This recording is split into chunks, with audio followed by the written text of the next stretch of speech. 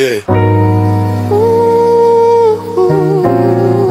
Some journeys ain't loud.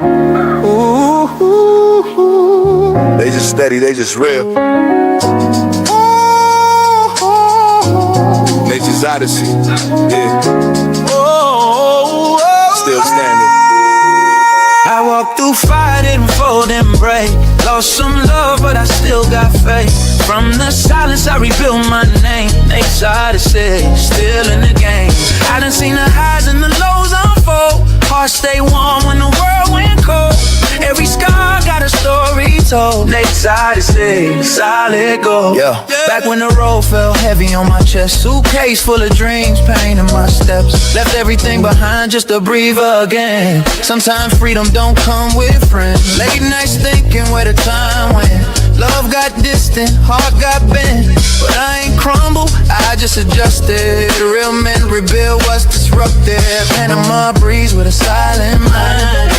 Tryna leave the past behind. But growth don't come if you stay the same. Sometimes you gotta walk through rain. I walked through fire, didn't fold, didn't break. Lost some love, but I still got faith. From the silence, I rebuilt my name. Nate's Odyssey, still in the game. I walked through fire, didn't fold, didn't break. Lost some love, but I still got faith. From the silence, I rebuilt my name. Nate's Odyssey. Ain't no shortcuts in this life I live. Every lesson cost some, had to give. Trust broken, ego tested. Still I rise, still I'm blessed still. They say why you move so calm. Storms don't shake us steady. I done learned what peace really costs. You don't win unless you lost. This ain't flashy, this ain't hype. This grown man, purpose tight. Every episode, every mile.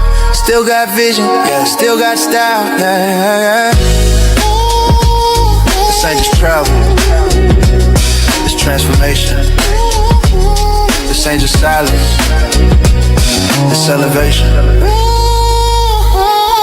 Yeah. Nate's Odyssey.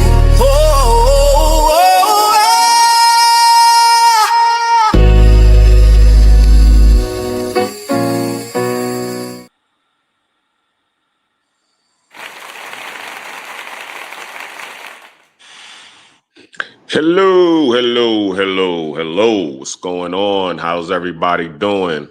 Hope everybody had a good weekend. I am your host. Welcome to, where's my manners? Welcome to The Black Cleaner presents Real Talk with Nate. And I am your host, Black Cleaner. And what we do here is we talk with real people about real topics. Well, basically love, life, and travel. That's what we do here. And today, I hope everybody is ready because today we're going to be talking about the topic of moms. We know that Mother's Day is coming up next month. But right now, we're celebrating Taurus season. Shout out to all my Tauruses. Let me first give a shout out to my bro, Big C, and his wife, Tam. Not you, Tam. You know, we got a Tam in the travel space. But I also got a sister-in-law, big sister Tam. She's one of my favorite, both of her and my brother. They share the same birthday. They met back they met around 30 years ago.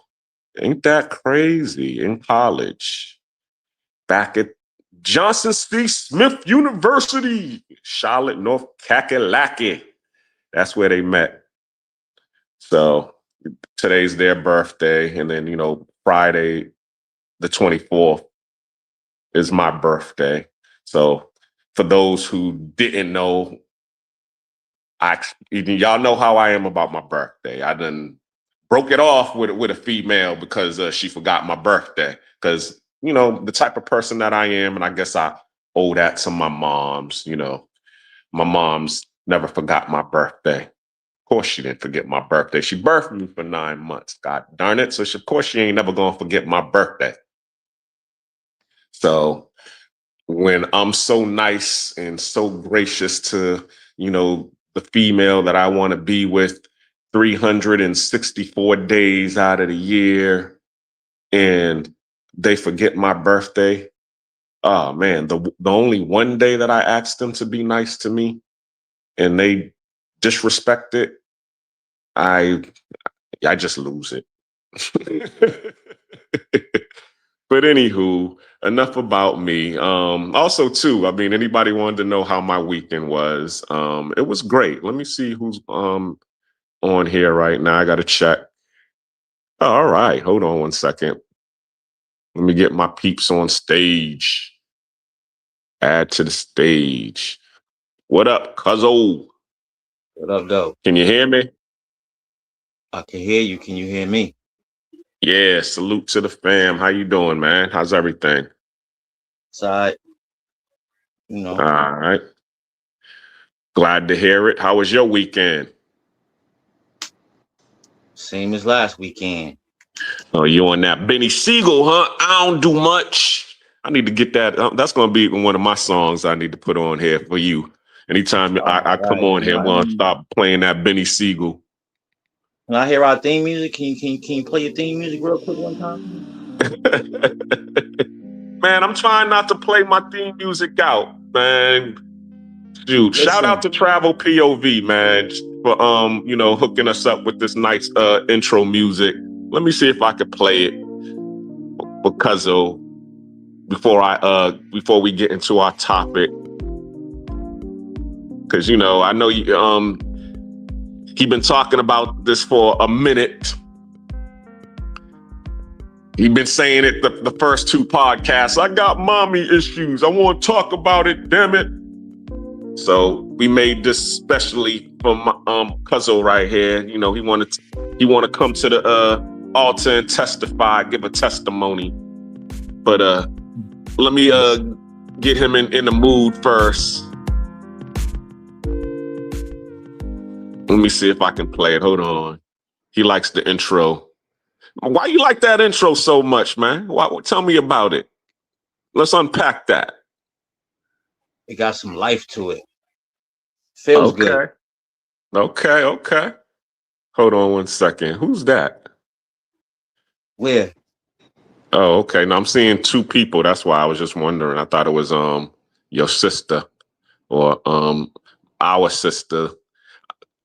I don't know. Say it again. I sent her the link, but I didn't hear no reply back. You might want to call her up. You know what I'm saying? Mute and call her. See if she want to join in. Oh, okay. That's just you. You're on here twice. How you get on here twice? I don't know, bro. It's all good.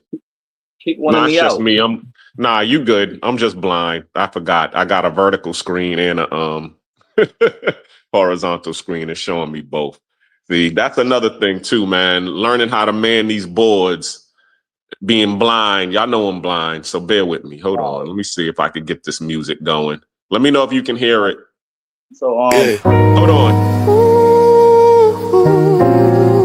Some journeys ain't loud. They just steady, they just real. Nature's Odyssey. Shout out to Travel POV.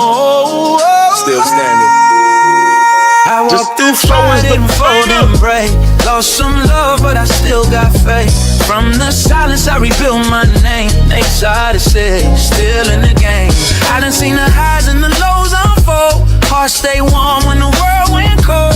Every scar got a story told. Nate's Odyssey, solid gold. Yeah. Back when the road felt heavy on my chest. Suitcase full of dreams, pain in my steps. Left everything behind just to breathe again. Sometimes freedom don't come with friends. Late nights thinking where the time went.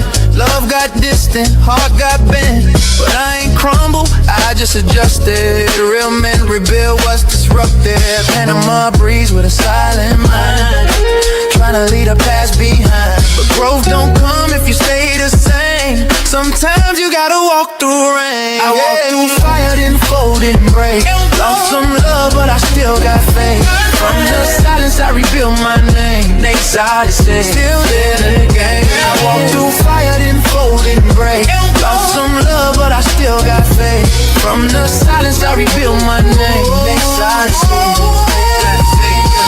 Ain't no shortcuts in this life I live. Every lesson cost some, had to give. Trust broken, ego tested. Still I rise, still I'm blessed still. They say why you move so calm. Storms don't shake us steady. I done learned what peace really costs. You don't win unless you lost. This ain't flashy, this ain't hype. This grown man, purpose tight. Every episode, every mile. Still got vision, yeah, still got style. Yeah. This ain't just travel, it's transformation.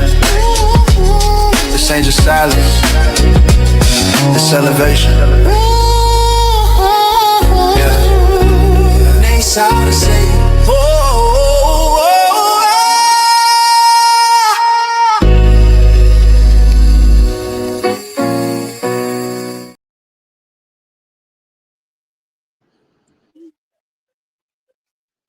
Yeah. How you feeling about that? I felt good. I felt real good. All right. Glad you liked it. Glad you like it. As I said, once again, I got to give props to Travel POV. He's the one that came on here last week and was talking about he loves his mama. Right. But yeah, he created that it really fit. It's funny because it seems like because he did everybody else's intro to their pages too, because we're family in this travel space. Shout out to Vibing with Misha. Shout out to Charlie Chan TV, Travel Time with Ryan. DCPRT. There's a whole bunch of us in this travel space that get on here and do this thing of ours, as Charlie Chance does. So he did their intros as well, and they all fit their personality. So it was funny that he actually did mine, and it actually fit my personality, or how he envisions me. But however he envisioned me, he got me. You know what I'm saying? Because I am that lover boy out there, that R&B cat. You know what I'm saying? So, but enough about me. Let's talk about you. So, King Man. What's up, brother? So, we're going to talk about tonight's topic. How has your upbringing, or how has your mother's nurturing or neglect affected you? You want to unpack that? You jump into it like that, huh? Yeah. Get right into the proceedings. All right,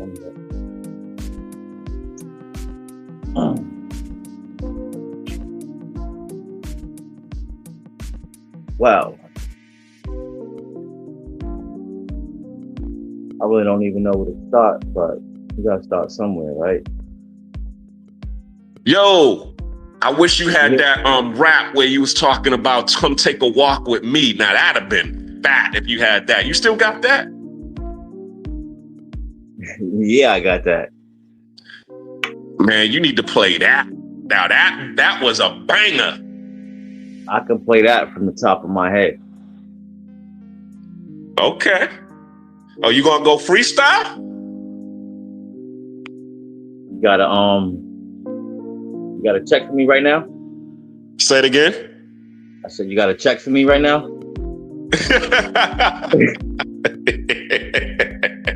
He said he don't style for free, huh? Okay. You heard? Yeah. Yeah, that's always in the brain though, but feeling a little nervous. I don't know why. It's because it's just you and me. You know what I'm saying? I ain't nobody. We're supposed to have another panel member that was supposed to come through and be solid with this tonight. Unfortunately, they didn't follow through. Yeah, shout out to Gone Girl. Gone Girl gone for the night. But she ended up coming. going back in the Matrix, you know what I'm saying? She was out here with me in Panama, but she ended up falling back into the Matrix. So she back in the ATL, and the Matrix got her. Got him. But the Matrix be getting y'all.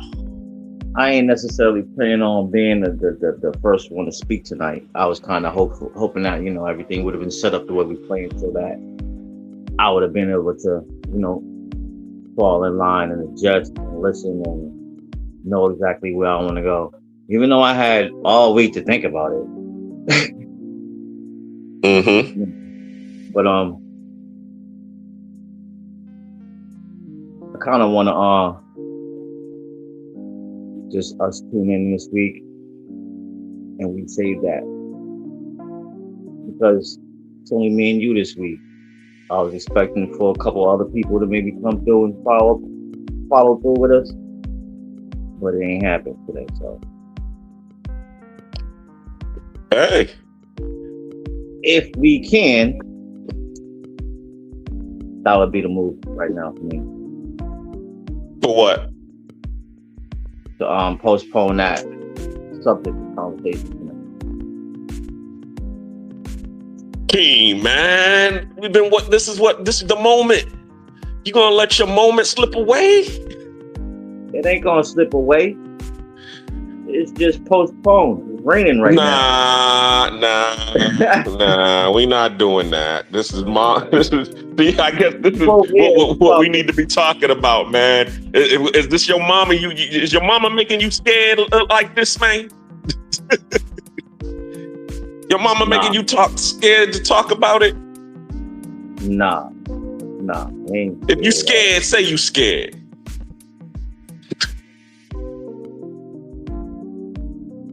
I know you. Hold on. I know you ain't serious, brother. Huh? I said, I know you ain't serious. You can't be serious right now. 710. Shout out to the chat. Greetings. Who's that? James. I'm just checking out the chat right now. Well, let's see if anybody else on the panel wants to chime in on this. Right, we gotta do something different right now because you know. James Chuck. I don't even know how to say his name. James Chuck something. I don't want to screw up your name, so I'm just going to say James. But shout out to you. Thanks for watching.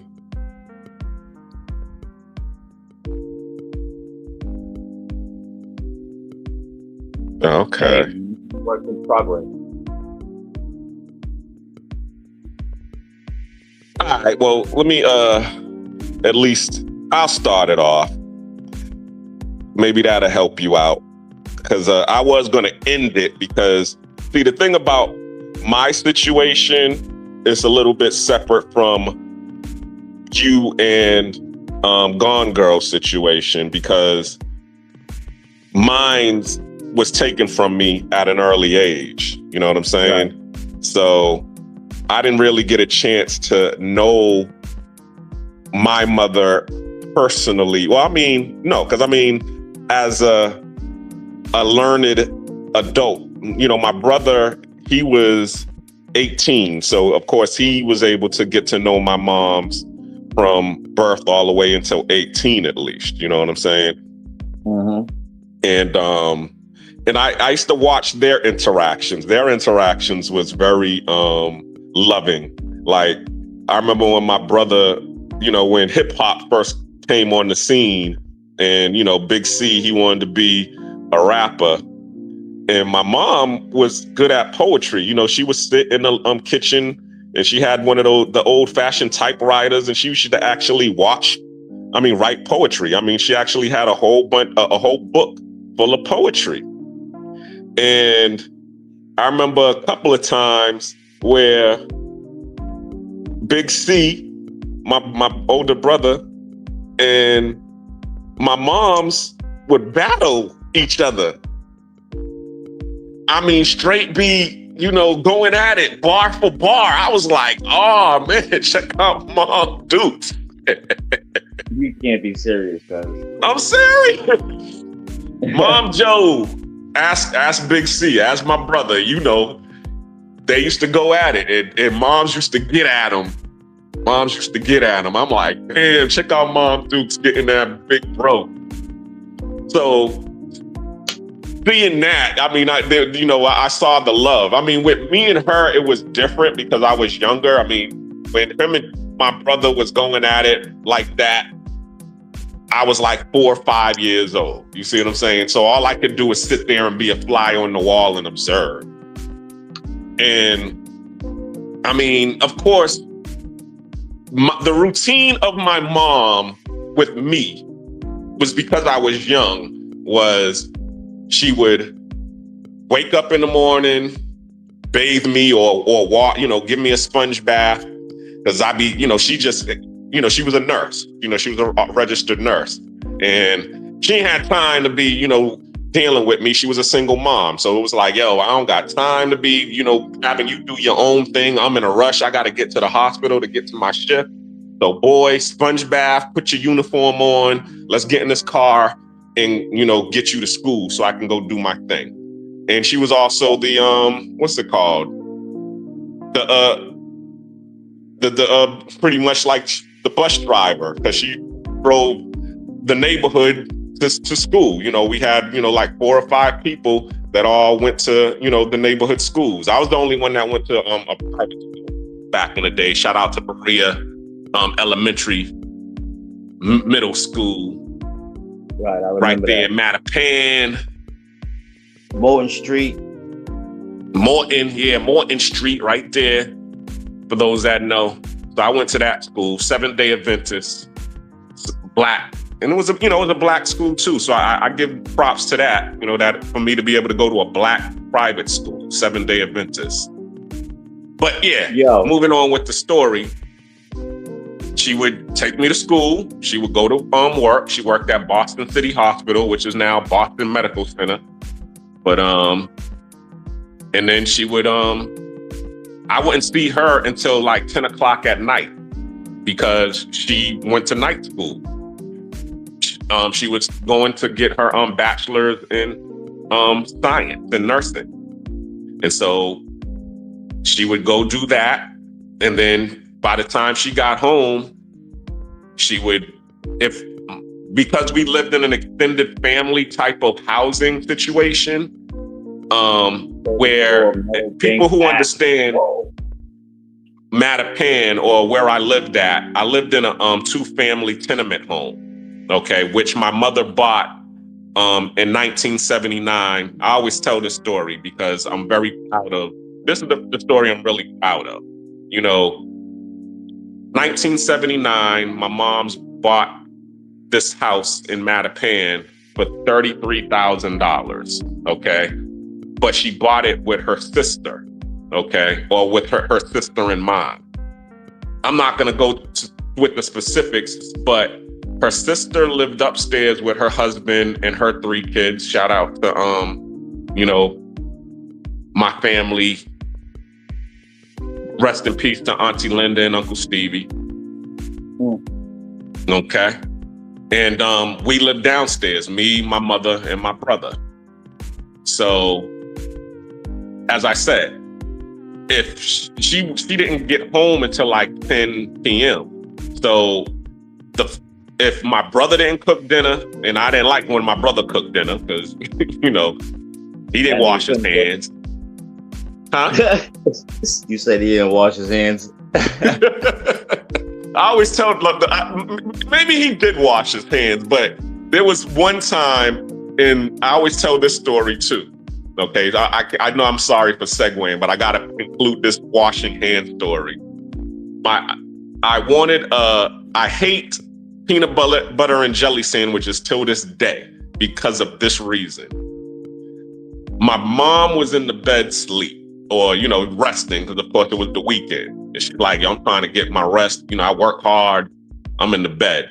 My brother was outside in the backyard fixing on his bike, messing with a chain or whatever. I don't know what the hell he's doing. And I'm calling my mom. I'm in the dining room. I'm like, Mom, peanut butter and jelly sandwich. And she's, of course, she didn't want to get out the bed and make it. So she's like, ask Charlie to make it. So I'm like, so I go to Charlie. I'm like, yo, Charlie, Mom said, make me the peanut butter and jelly sandwich. He's like, yo, I'm busy. So I'm like, Mom, he said he don't want to make it. So of course, you know, she snaps at him real quick, yells, "Oh, you gonna get that kid to make your brother a peanut butter and jelly sandwich?" So of course, he got black oil on his hands from the chain that he was messing with the bike that he was messing with. Goes in the kitchen, makes the peanut butter and jelly sandwich. Don't wash his hands, just makes it.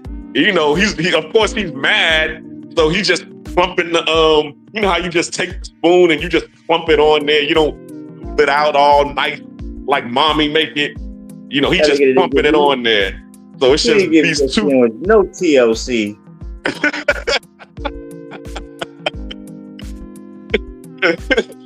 So, you know, so he makes the sandwich, the 2 dollops of peanut butter, 2 dollops of jelly, and just hand it to me. Here, you little nigga, eat your sandwich.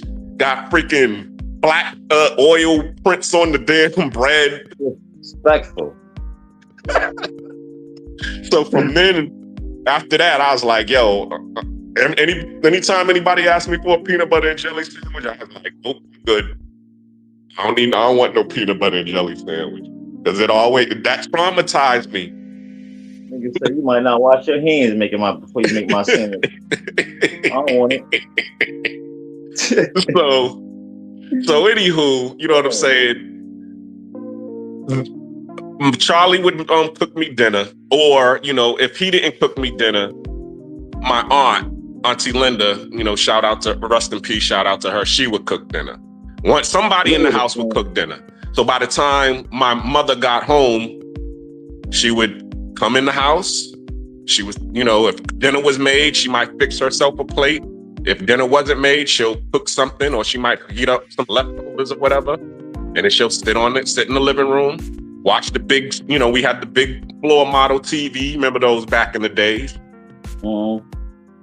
And she would sit on that, you know, blue velvet couch in the middle of the living room and watch some TV, smoke her Cool's cigarette and drink her Bush, and just, you know, get on the phone and talk. And, you know, that's the story of my mom's, you know what I'm saying? And after she would do that, then she would just go into bed, and, you know, it would be a rinse and repeat.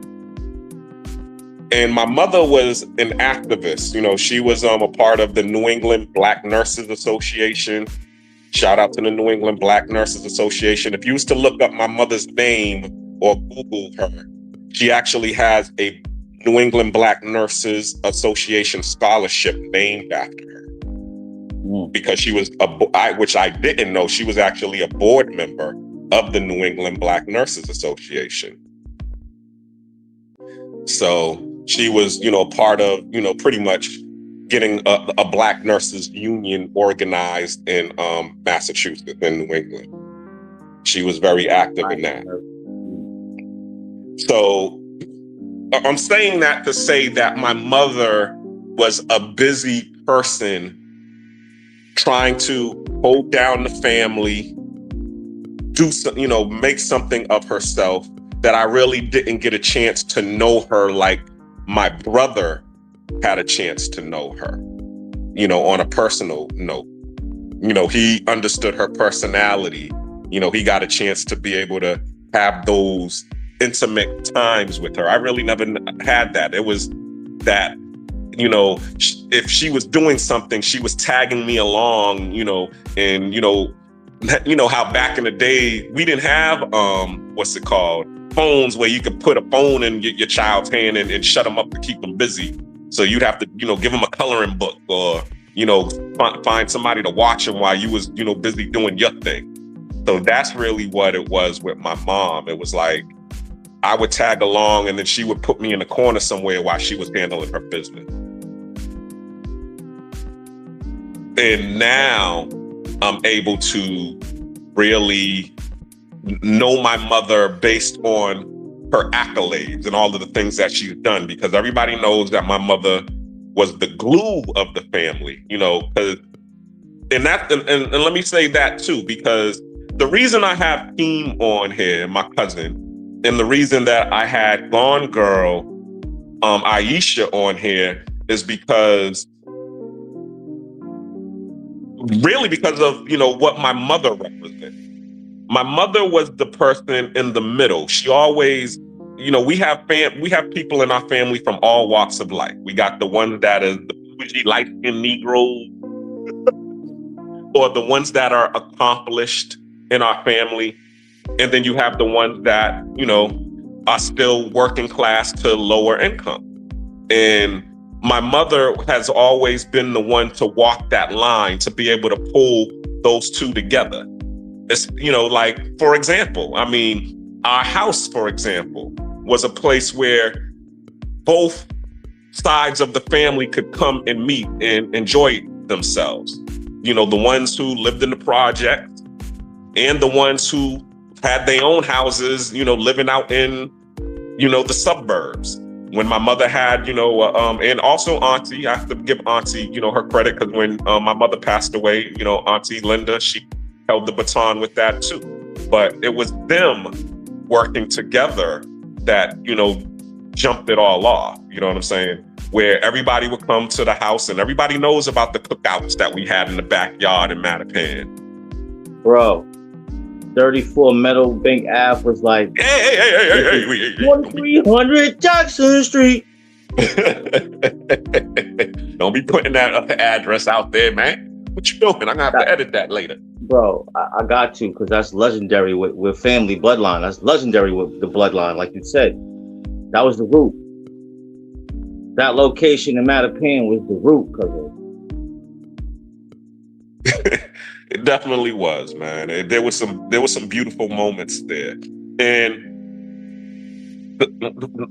I'm jumping all around, but it was one thing. Shout out to my little cousin Latoya. She said it one day. She said I had some beautiful moments here at this house. And it was funny because I think she was like, she became of age like 18, 19 years old. And she went by the house to go see the family, because, we've owned that house for years. And then she goes to ring the doorbell expecting to see, family members come out the house. I need to be looking in the camera, sorry. But there was no family in the house. It was, some tenants. And so she was all shocked. Who are you? What are you doing? Where am I on?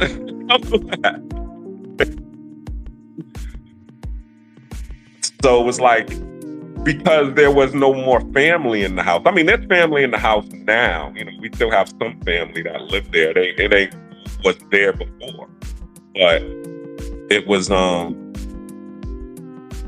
but the family that used to live there, you could go there any day, and it would be like, as you said, it would be like 2300 Jackson Street, or it'd be, like going to the Huxtable's house. We had those kind of moments there, and everybody in the family appreciated that. Truth be told.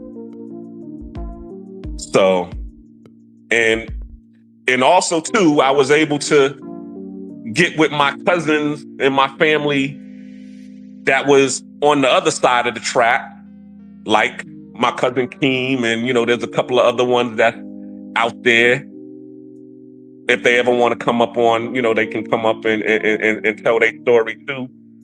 And it was great because I can go, to the point. We got to put that out there. Columbia Point Project. It ain't there no more. It done got gentrified, but everybody knows about, Columbia Point Project from Boston. If you know, you know. No. Benzino always bigging up Columbia Point. I don't know why. No, so I'm joking with you, Ray Dog. It was funny because I met him one day. I was when I was in Atlanta. I was actually a valet, doing valet at this club, and he was performing at the club. And so I told you that story where his entourage came out and they came to see Benzino, and they came out deep. It was like 20 or 30 of them. I'm like, damn. And so I was like, y'all from Boston? Because, a couple of them had their Boston caps on. I'm like, y'all from Boston? And so they was like, yeah, we from Boston. And I was like, what part? Yo, we from Columbia Point. And so I was like, yeah, I got family in Columbia Point. They looking at me. They ballet parking, nigga. You ain't got no goddamn family in no goddamn Columbia Point. Go ahead. I'm just saluting my projects. Exactly. So the dude was like, who you know up in Columbia Point? I'm like, yo, my cousin, and I just put out the name. I was like, Henley. Yeah, we know them. I don't want to put your nickname out there if you don't want me to put it out there, King. Because I know you don't be liking your nickname. It is what it is in this day and age, but that brings me back to the roots, bro. Somebody walk up on me and you with me and you hear somebody say that to me, they done known me all my life. Exactly. Scenario. It's the same thing with me. It's because people always ask me, like, yo, what do we call you? I'm like, yo, call me how you met me.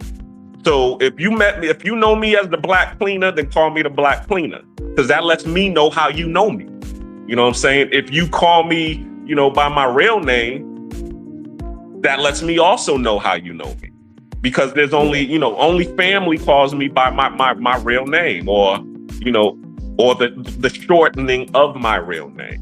You know what I'm saying? If you call me by the name that I tell you to call me by, which is Rennie, my real name, then I know how you know me. You see what I'm saying? So it's the same thing. It's like, if you calling me by my government, okay, I know how you know me. If you call me by the Black Cleaner, then you know me from the YouTube street, or you know me because of my cleaning company that I had when I was in Atlanta. Right. So, and if you calling me, any other name, then I know where you got that from. You can call me a narcissist, and I'll be like, yeah, you got that from my ex-girl. That's funny.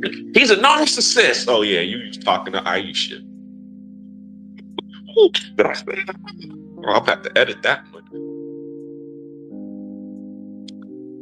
Yeah, you might. Yeah. So, anywho.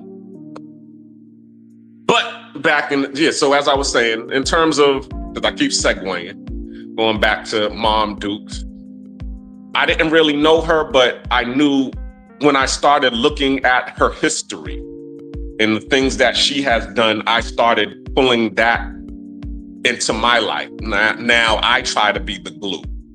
For example, Keem is on here. He's from Columbia Point. You know what I'm saying? So he can talk, everything from that side of the tracks. Aisha, she's actually from that side of the tracks too, but she's pulled herself up to be now Gone Girl. You know what I'm saying? Who is corporate, has her college degree, master's degree, has a good job, making 6 figures. So she's corporate. She was able to make it to the corporate side. So because she's able to make it to the corporate side, and she loves being in that lane. You see what I'm saying? There's some people, once they make it over there, they like, what's dude's name? Not Lil Duval. I ain't know niggas. Who's that? Hold up, say that again. Life. I ain't going back to fuck with you niggas. That is Lil Duval. Yeah, that's Gone Girl. Living my best life. I ain't going back to fuck with you niggas. So, and for me, I've always been the person who's never corporate enough to be corporate, because I've always did the military or the blue collar route, but I've never been street enough to be street, because I'm blue collar. You know what I'm saying? I'm actually, the person who's actually trying to do something. But I mean, it's a blue collar hustle. So because of that, I'm like the glue, like my mother was, like my Auntie Linda was. I always try to, on both sides and mingle with both sides. And some people, they see that and they respect it and they embrace me. And then some people, they like, oh, corny ass nigga, get away from me. But it is what it is. You either love me or you hate me. Either or. As Jay-Z says, it costs you nothing, pay me no mind. That.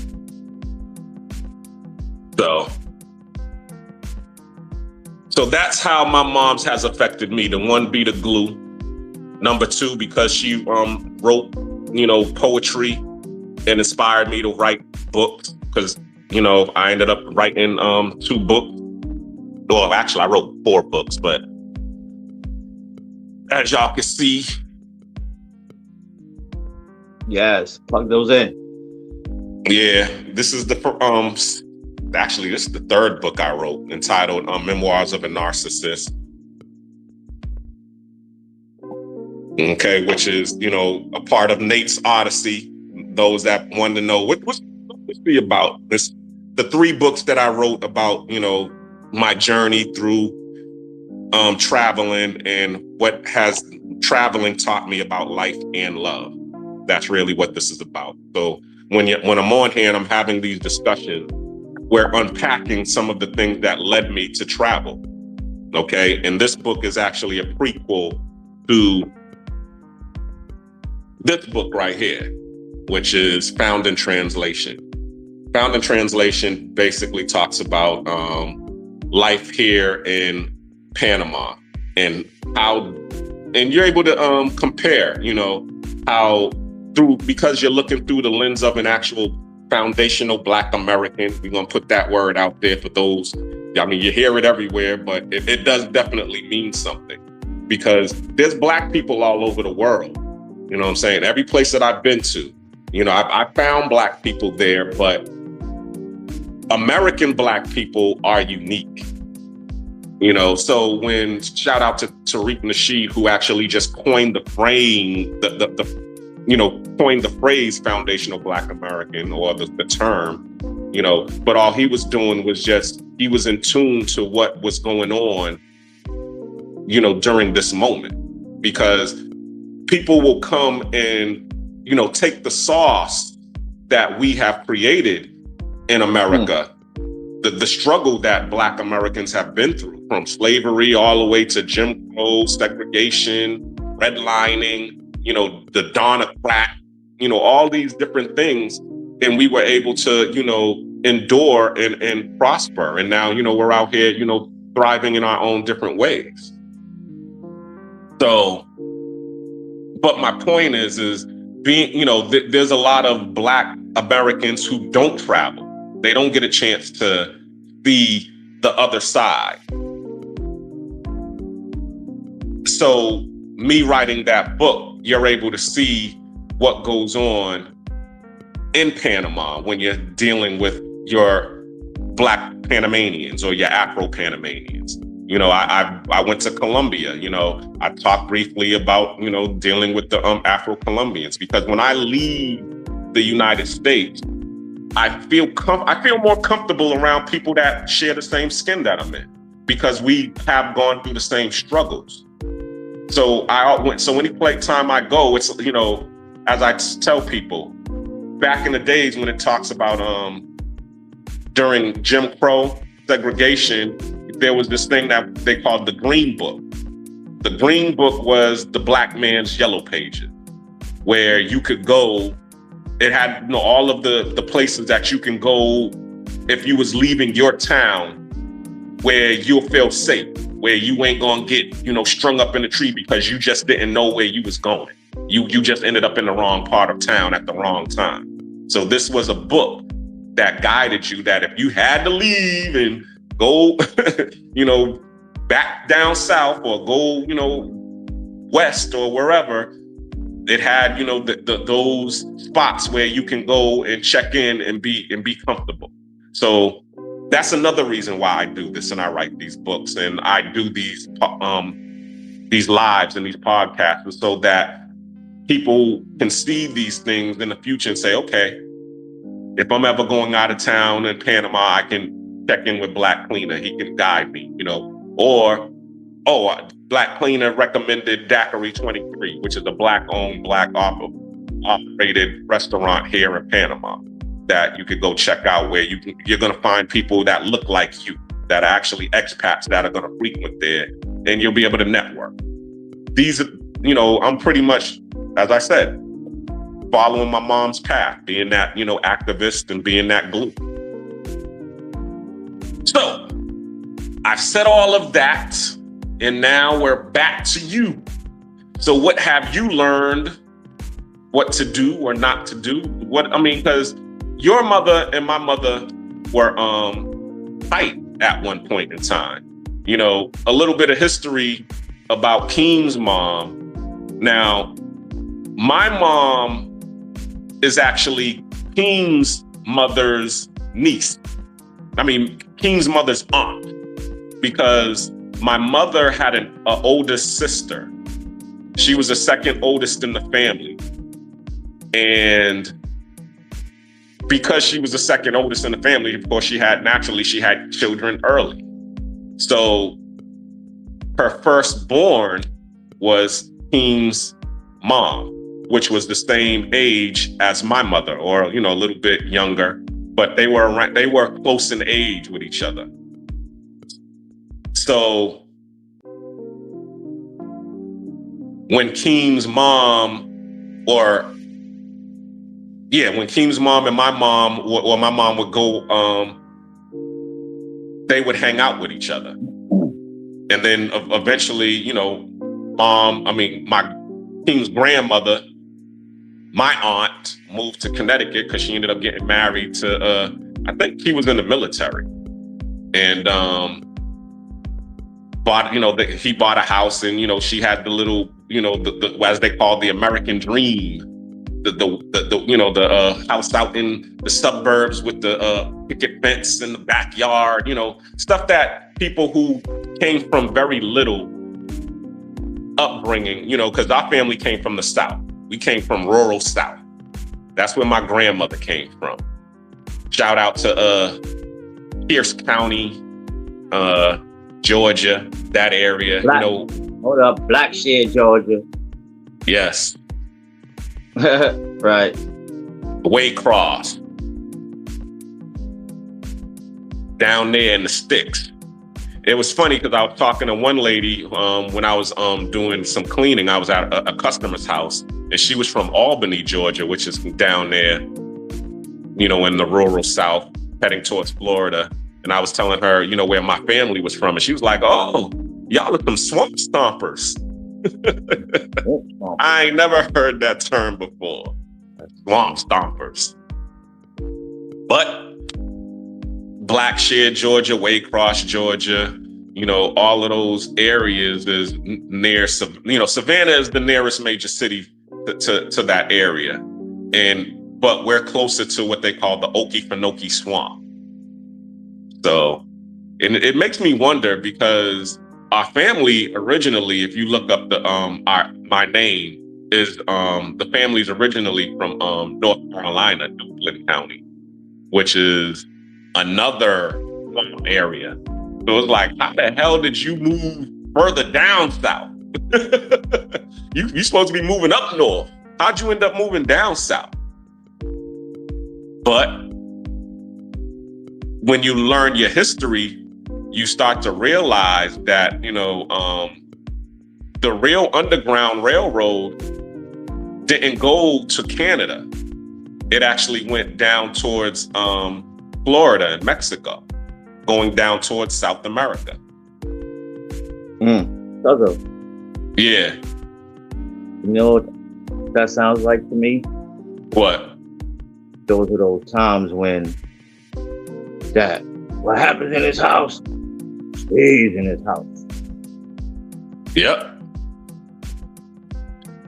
But what was that hiding, though? That was that hiding family secrets. Yeah, exactly. Damn. Cuz I got an older sister. Nah.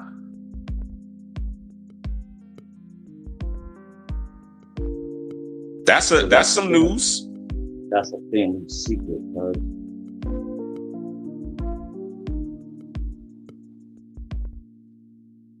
Okay.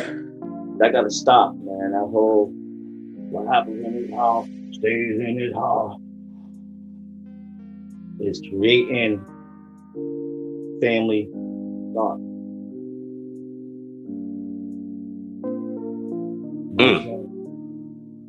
Yeah, but also too, I mean, if you want to speak on that a little bit, because there are other people out here who have gone through that, not just you.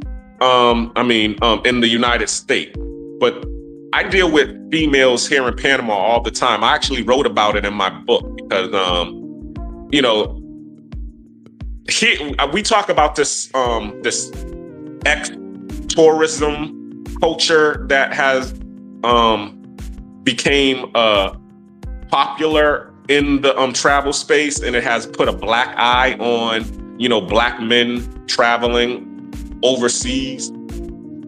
And the reason I want to touch on it is because, I have gotten cool with a lot of the girls that are out here in Panama working. Okay.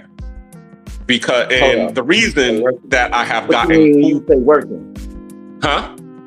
What you mean when you say working?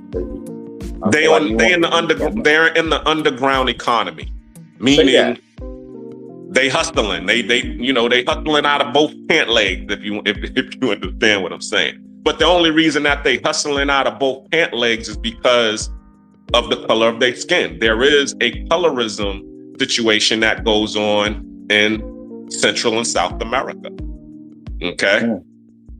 Where if you start to go to any of your establishment in Central and South America or Latin America, you're going to see mostly light skin or, the fair skin people working in those establishments. You might see one, Afro-Latino working in there. But for the most part, it's always going to be what you call a blanca or a blanquita. Okay. So what does that mean? And that means that they don't have a welfare system here or a child support system here where they can just go and collect the check. That's why you see a lot of these immigrants, leaving these countries to go to America to be able and to get work, because there is no safety net. There's no government infrastructure safety net here.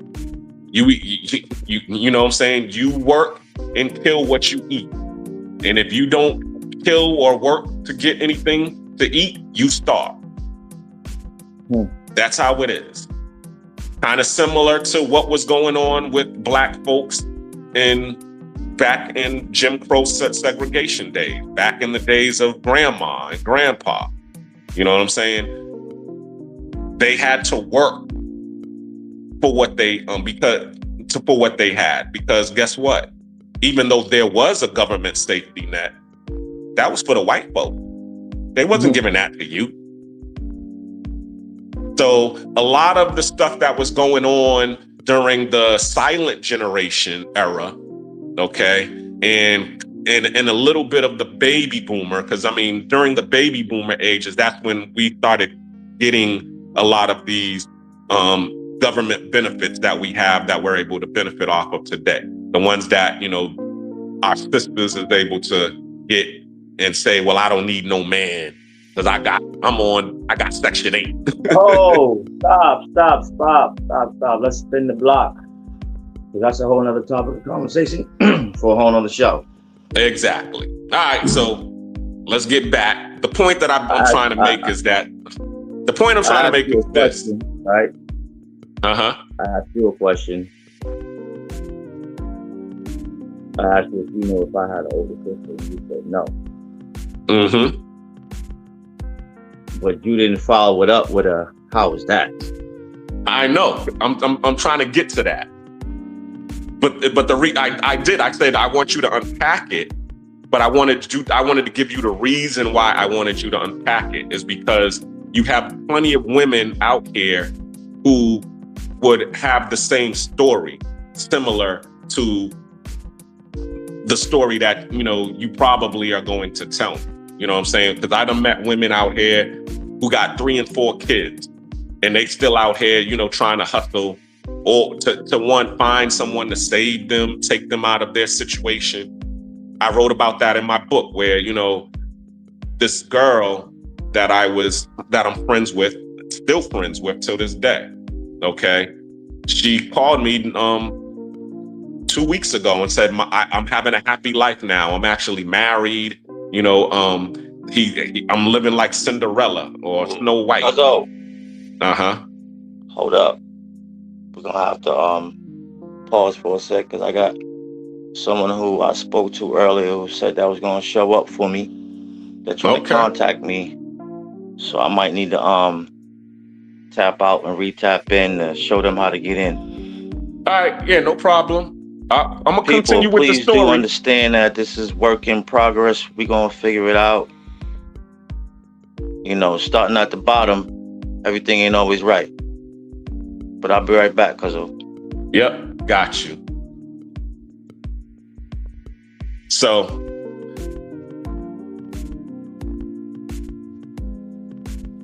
doing what we do, you know what I'm saying? As y'all know, I've been finally this is my 3rd episode live.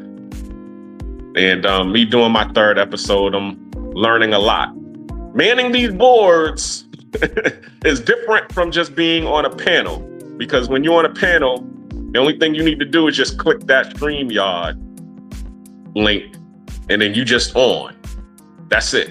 But when you know, manning the panel, now you got a whole different, you're the one who's figuring the layout.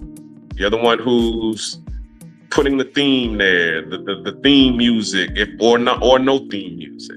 I like the theme music because, as I said, I'm a DJ, so I like to have some background music. It helps kill some of that dead air. But let me ramble back into the story, so when he gets back, he'll bring us, you know, forward. So homegirl was telling me she's living her best life now. Why? Because she's married, she's in the States, and she actually found a man that actually loves her and, you know, cares nothing about what was going on in her past. And I talked to her, you know, I said, have you read my book? And she was all like, no, I haven't read your book. And I'm like, why? She was all like, because that was a sad time for me. It brings me, it depresses me to know that you know, wrote about me in your book and wrote my story. And I was telling her, I'm like, well, number one, I didn't put your name out there, you know what I'm saying? Because your story is important. Because you're not the only person that's living that story. When you go out to downtown Casco Viejo, or you go down, that's in Panama, y'all, or you go down to Medellin, Colombia, you know, them areas, Parque Aires or whatever, you're gonna find 100, 200. When you go to Cartagena, you go to these areas, you're gonna find all of these women, and they all have this, their story is the same with a little bit of difference in the middle of it. The girl that I'm referring to, she had kids early. You know, she was only like 28 years old, and she got teenage boys. Her boys will be probably, 17, 18 now. So if she's 20, well, she should be 29 now. So if she's 29 years old and she got kids that's going to be 18, what does that tell you? How old was she when she had her first child? And then knowing that there is no safety net, and knowing that there isn't, child support enforcement here in these countries, what do you think life for her was like? She had to get out here and do it. See, a lot of, and that's the thing that I don't like about the whole ex-tourism culture, because, I get on these panels and I be hearing, these dudes talk, and, they be like, yeah, later for these, it ain't my girl, it's just your turn, and you can't trust these girls and this, that, and the other. And I get it. I do understand that part of it, because, us as Black men, we are coming from our problems and what we're going through. Where I say that in America, you have the women who, because they have stability now, okay, the fear is gone. And if anybody who's read Rich Dad Poor Dad, he talks about this. Talks about the two things that control people in America is fear and greed. We get up for work every day because if we don't get up for work, the lights ain't gonna get cut on because we ain't getting no paycheck. All right? So we get up out of fear, or we're not gonna eat. We're gonna be hungry, we're gonna be homeless because we're jobless. So it's the fear that gets us up in the morning to get on that treadmill, to get that paycheck so that we can keep the lights. But then there's something that happens later where you get to the point where you have a job and you're on the treadmill, but you start to realize what you have isn't enough. So then what happens is greed starts to step in. So now you're on the treadmill and you seeing that carrot and you seeing that BMW, which is the carrot, y'all, or that, mansion, or, that luxury lifestyle. And now you're trying to run faster on the treadmill, going nowhere. And then a lot of times, and I hate to say it, I'm going to call it out, it be the women who have that gene in them.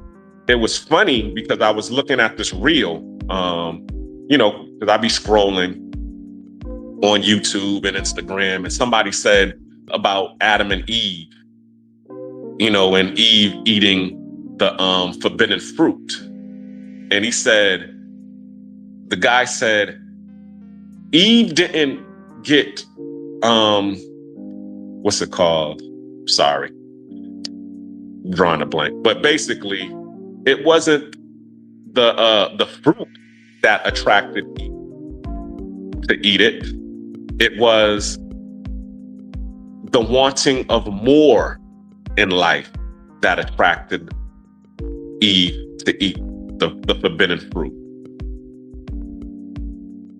And then she seduced Adam with the same story. And that's what usually goes on in life. It usually is the woman wanting more, because men, we're simple creatures. I hate to say it. I mean, people, that's another debate, but it is what it is. Men are very simple creatures. You give us a room with a bed in it, or not even a bed in it, just someplace warm to stay. You know what I'm saying? Some clothes and a sandwich, just not peanut butter and jelly. We good, We don't need no more than that. The only reason that we get the things that, we get the things that we want is because we're trying to attract love and belonging. That's it. So we get with a woman, and then it's the woman who's saying, I want more than just than this small room that you have. I want to be, driving this. I want to be wearing this. I want to be, traveling over here. You hear, you often hear women saying that stuff. You know, my man need to have ambition. They done bit the apple. They done bit that forbidden fruit of wanting more. Is there anything wrong with wanting more? If it causes you to have greed, yes, there is something wrong with that. Greed, as they say, is the 7 deadly sin. So how do you counter that? You counter that with discipline, understanding what it takes in order to have more, but also being content with what you have initially. But back to what I was saying, okay? She has 4 children. There is no system out here. So she had to get out here and get it how she lived it. And she was fortunate enough to find, you know, her version of Russell Wilson, as they say. Hold on. I'm getting a message. Private chat. Hold on. I got 2 people on. You back?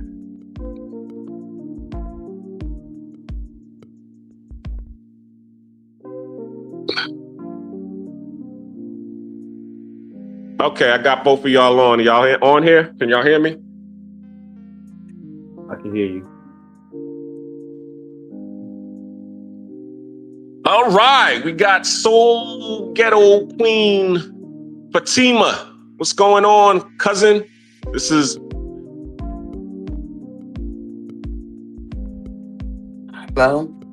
Hey, what's going on, cuz? How you doing? I am blessed beyond measure. How are you? I'm doing excellent, excellent. Blessed and highly favored. That's what I like to hear. Oh, by the way, happy belated birthday. I know I sent you a shout out on Facebook. Thank you so much. Because I know y'all are Aries, you know, y'all are right before us. And right now it's the 20th, so we on the cusp. So we celebrating both the Aries and the Taurus right today. But tomorrow is fully Taurus season, and we about to blow this month up. But back to the story. So I'm gonna let y'all take it from here. I done told my story, why it's important while y'all was gone, for people to hear the story, because this story is happening all around the world. Black struggle, women struggle, you know, and it affects us. Yeah, absolutely. Right. Hold up, cuz. Let me hit that theme music real quick one time, because she just woke up to adjust system. Nah, can't do that, man. You trying to play? You got to cam up yet? Hey, look, I'm trying. You got to work with me too, sister. You don't got to cam up yet. Go get, go do what you got to do. Adjust yourself real quick. All right. Okay, thank you. Yeah. Thank you for showing up for me, baby. Cuzzo. Yo. Hit that theme music for me real quick. Man, you playing my song out. You trying to get people tired of my theme music, man. Nah. All right, I'm not going to even fight with you. You better not send it to me because, yeah. Well, we know you already got it. I appreciate you liking it, though. And for everybody else, yo, like and subscribe. Like and subscribe. Like, share, subscribe. In that Yo, order. cuz, turn your camera off. You know how to turn your camera off? We seeing your business. What you mean? I'm talking about Fatima. Oh, right. Sister. It's down at the bottom. Yeah, just hit the camera. There you go. Got it right. I thought you was talking to me. Like, hold up. Yeah, but yeah, as I was saying, this story is important because it's going on all around the world. There's women out here who's, suffering this situation from, at a young age, and then they have to get out here and get it how they live it in order to survive. And we become, as someone told me, I was the innocent one. It was funny because another thing about my past, right, Keem, is my father and my mother were never married. I was a love child, as they say. Because my mother and my father, they met at Boston City Hospital. My father was the facilities manager at Boston City Hospital, or the head janitor in charge, as they say. So he was able to go on all of the floors, and instead of, pushing a broom, he wore a suit and he had the clipboard. So he was pretty much the overseer of the janitors at the hospital. So the women who were there, if they couldn't bag themselves a doctor, who's the next best in line? The black man with a suit. I know that's right. So, my father was over there, being a player from the Himalayas, and then the good thing is this: a lot of the nurses, because they worked on separate floors, they didn't see each other, so they didn't know each other. So he could be, messing with one nurse on the 8th floor, and then bagging another nurse in the basement in a different ward. So anyway, long story short, he bags my mom's. Mom's gets pregnant. He already had a chick living in the house. You know what I'm saying? Who wasn't liking his program too much, so she would actually, bounce back and forth to New York. And then, finally, my mother, she's like, yo, I'm making good money. I really don't, she's like a lot of these independent women. I'm making good money. I'm a nurse. I don't need you. So she raised me, and, she raised me because I was the only one that she had with my father on her own. But she had to let it be known that he did have another child in this world. So as the story goes, or as they tell me the story, she shows up on my father's doorstep in Dorchester with me, and, lets them know, hey, I'm the other woman, or I was the other woman. I'm not with him anymore. But I just wanted to let you know he does have another baby out here. And so my father's girl at the time, or woman at the time, she picks me up and says, oh, you must be the innocent one in all of this.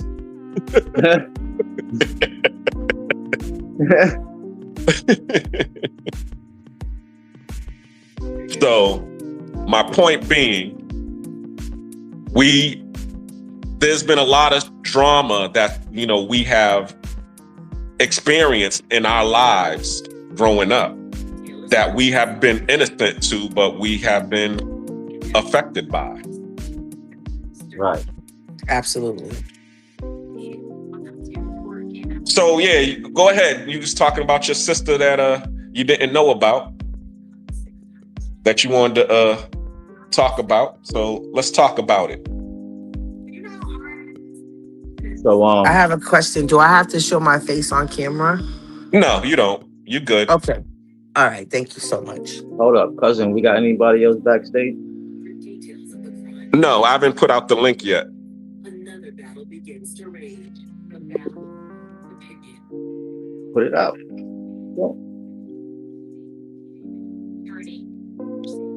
Yeah, I'm about to put it out in a sec. Ugh. So, All right. yeah, getting back to what I was saying. Do you know how that is? Nah. I mean, I can kind of assume, because I do, we are related, so I kind of know you all's story. I think I'm the one who told you your story. Yeah. I'm just like, And the only reason I knew your story is because your mother told me her story before. I was at a family reunion planning meeting, and it was just me and her over at cousin Liz's house, your aunt, and she just started, telling me, the backstory, and she told me that story, and I was like, whoa, okay, because she wanted to let me know that, my mother was her anchor. She was the one that would keep her out of trouble. And then when my mother's first baby daddy passed away, God rest his soul, my mother took off and moved to California. And when my mother took off and moved to California, she didn't have your mother didn't have an anchor. So because she didn't have an anchor to keep her out of trouble, she started getting into some stuff. And that's what she told me. She was like, "Yeah, by the time your mama got back from Cali, it was over. I was cooked." So, and that was from your mom's own mouth to my ears. Mm. So, with you knowing the story, I'm kind of like weirded by the whole fact that her mother knew of this and let it slide for a lifestyle. You mean your grandmother, not your mother? Yeah. Mm-hmm. That's where it stems from. Yeah. Her. Mm-hmm. I probably seen my grandmother, bro, during my childhood, maybe 2 or 3 times.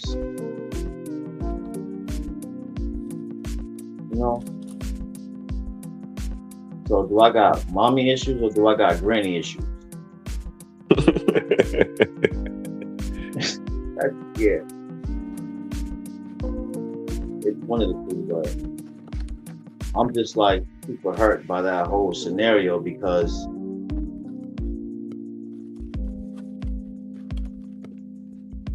all right, I'm gonna pause real quick because I also said something in the last show that, a girl's first love is supposed to be her dad. Mm-hmm. And a boy's first love is his mom. Yes. With that being said, it was my mom's first love in that scenario. Or even having someone to fight for her.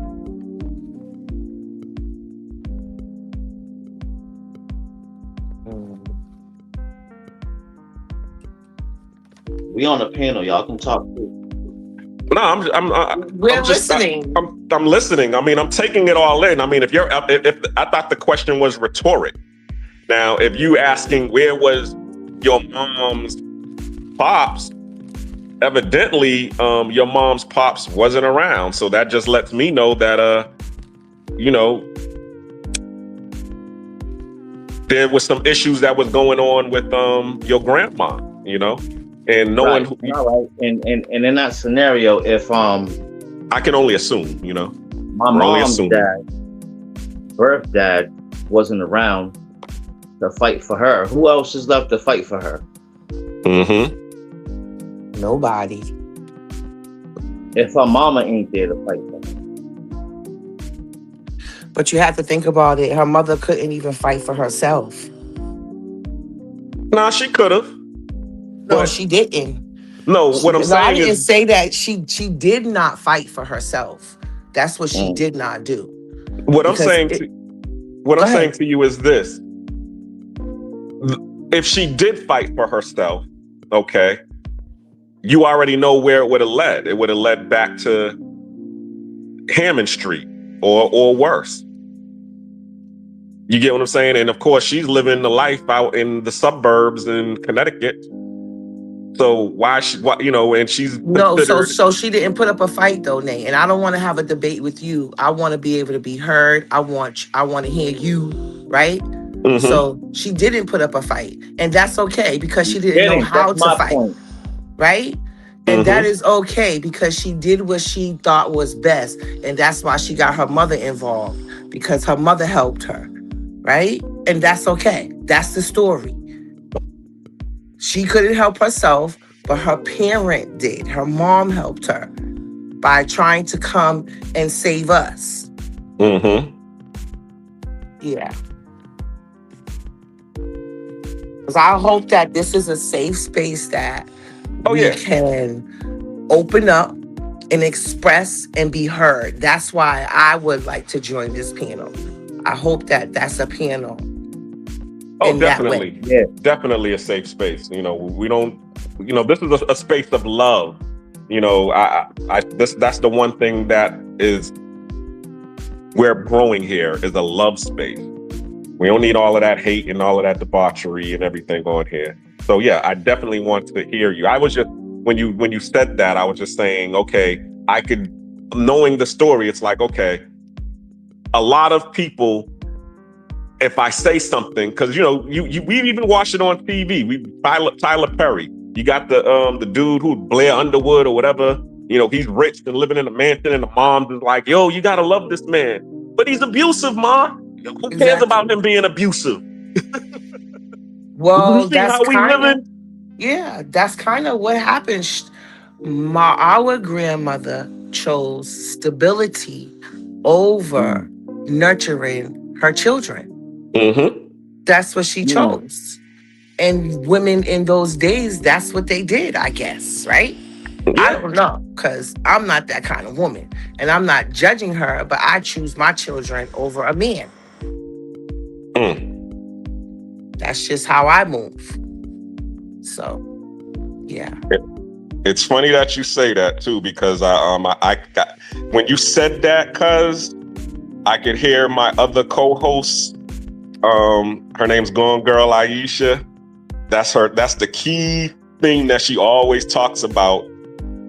Women being man-centric. That's her word. She's man-centric. I can't stand chicks that are man-centric. What's that? Another way of saying promiscuous? No, man-centric means you're focused on a man. Yeah, like you got men on the brain. Yeah, like you're looking for a man to take care of you, you know. And unfortunately, that's how it was in those times. Women felt the need to have a man take care of them. Most of them, not all of them. Because there was some women who just rolled out like, I'm doing this by myself. So, yeah. But we're talking about our grandmother. That's what our grandmother chose to do. She chose stability in a man over her children. Okay. And how has that affected you? Me personally? Mm-hmm. Oh, being unguided that's how I was affected. I wasn't guided. So I was running the streets at 10 years old, doing adult activities at 10 years old, thinking that I was an adult at 10 years old, which I was not. I was foolish at 10. That's what I was, not an adult. I was still a child. So that's how I was affected. By having no guidance. True. Yes. And here I was the youngest in the household.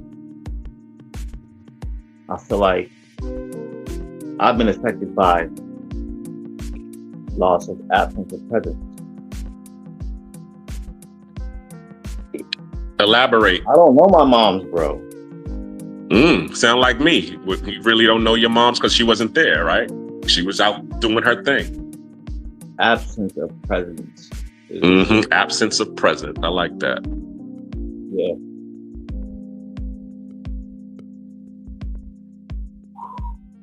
Gotta pause. And that's okay. Take a deep breath. Nay, I'd never known that's how you felt, like you didn't have your mom present all the time. I'm learning today. Well, I mean, as I said, I mean, she was out there doing good things. It's just like Martin Luther King. You ask the children of Martin Luther King, you know, how did they know their father? They're gonna be like, yo, he was out there being famous. We didn't have any time to share with him. We only saw him on TV. That's our TV dad. All right, I'm gonna tell you guys a story real quick. How am I supposed to close it? At one point in my life, I don't know how long Okay. it had been since I had seen mommy or seen my mother. But me and a friend of mine ripping and running the streets on the Hummer. We go to Worcester from Mass. You know what I'm talking about? Follow. Mm-hmm. We get to Worcester, bro, to our location. He goes in. I'm outside in the car. I get out the car to smoke a cigarette. And as I'm standing smoking a cigarette, I'm leaning on the passenger side door. I probably went to turn around, if I remember correctly. And out of nowhere, I hear a chant of my childhood name.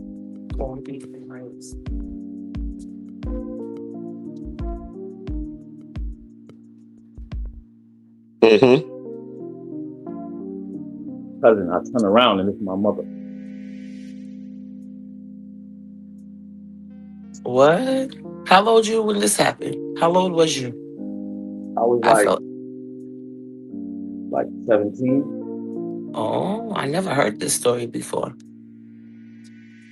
True story. On my mama. Yeah. So all that crowd, she found her baby because you definitely were her baby. Just like the energy in that moment. It's so surreal. Like, damn. We had a moment to top it up. And we even kept contact for a little bit after that, but kind of died out. And I was hurt. Yeah. When it stopped. Because I felt like, where's the fight for me? Yeah. Well, mothers are supposed to fight for their children, but being a mother for 35 years, if you don't have no fight in you, then you're not going to fight for your kids. And mommy was addicted to drugs, so she was fighting that demon. Sister, I understand that, but it was at her point in her life where she was getting the shit together. Okay, I see. She was in a program. She was a leader in a program. Okay. I didn't know if she was in recovery or not. But that does, okay, so she was getting herself together. Okay. I see how you're thinking. I see how you're thinking. So yeah, that hurt. Well, I'm glad that you're talking about it right now so you can heal yourself because you're responsible for that now, you know. Nobody else is responsible for that. It's unfortunate that we had the trauma, but it's our responsibility to heal ourselves once you identify what your trauma is. But, not even but, you know, due to scenarios and, you know, our mother being gone. And knowing her story, I'm able to accept and forgive.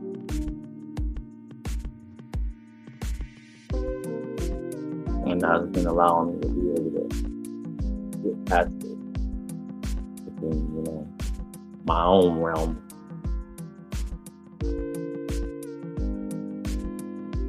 Hello. Wanted to I don't just hold up, cause I don't just remember the negative. I had a dope childhood, even though she wasn't there. Like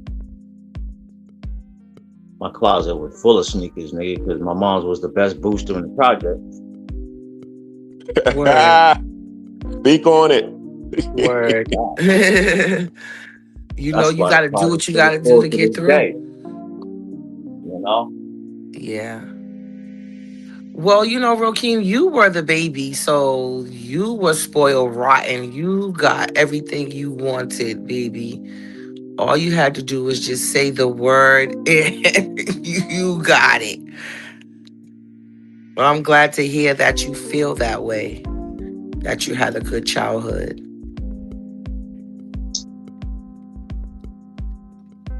Yeah, I mean, there were things that Keem would be like, as I was telling Gone Girl when she was here, I was saying how Keem would come over to the house and he had all the new sneakers. You know, he had the Troops with the Troops was in style. He had the Ponies when the Ponies was in style. The Lottos when the Lottos was in style.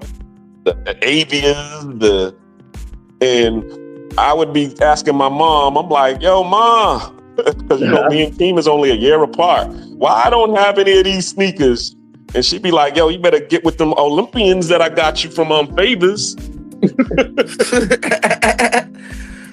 You better appreciate them Olympians you got. So, yeah. But it was funny because Gone Girl, she was all like, yeah, there's a difference between, you know, when you actually spending your own money and you out here and you just, you know, getting out here and getting it how you live it. Yeah. So, but yeah. And also, you know, living where you all were living. I mean, I remember Keem learning how to backflip. Oh, yeah. He was out there flipping with all them. There was a lot of Spanish cats out there where y'all was at in the point, huh? Yeah, we definitely Yeah. was on the island in the point, and one way in, one way out type of status. Mm-hmm. But that was our island. That was our home. I remember when my mom hit rock bottom and there was an action plan for my mom's children. Her family did step up and try to, you know, secure us a place. And I ran away from my place. I was with Auntie Hattie. I ran away. And then I was with Auntie Marinette. I ran away. I ran away to the point because the point was everything to me. I didn't want to be nowhere else but in the point. So that concrete jungle, I am a rose that grew from that jungle. And I love it. I love where I come from. It made me the woman that I am today. Even my trauma made me the woman that I am today. And I wouldn't replace it for nothing in the world. Yay. Salute. Yes. And thank y'all for inviting me on my first podcast panel. I feel very special. And May, congratulations. And Rokeem, congratulations on doing big things. Can you stop saying my government? Well, excuse me. She done slipped up a couple of times, you know, saying my name, you know, but it's all good. Well, what's your names? I don't know. She family, so, you know, I mean, we was just talking about that, wasn't we, Keem, before she got on here? Oh, so you're Keen and you are who? I'm the black cleaner, but as The I black said, cleaner. Okay. Yeah, but School me. Allow me to start over. Excuse me, Keen. Excuse me, black cleaner. Yeah, we don't want to slip up and say your name, Fatima. Well, you can say Fatima. That's cool because that's my name that I prefer. So it's all right.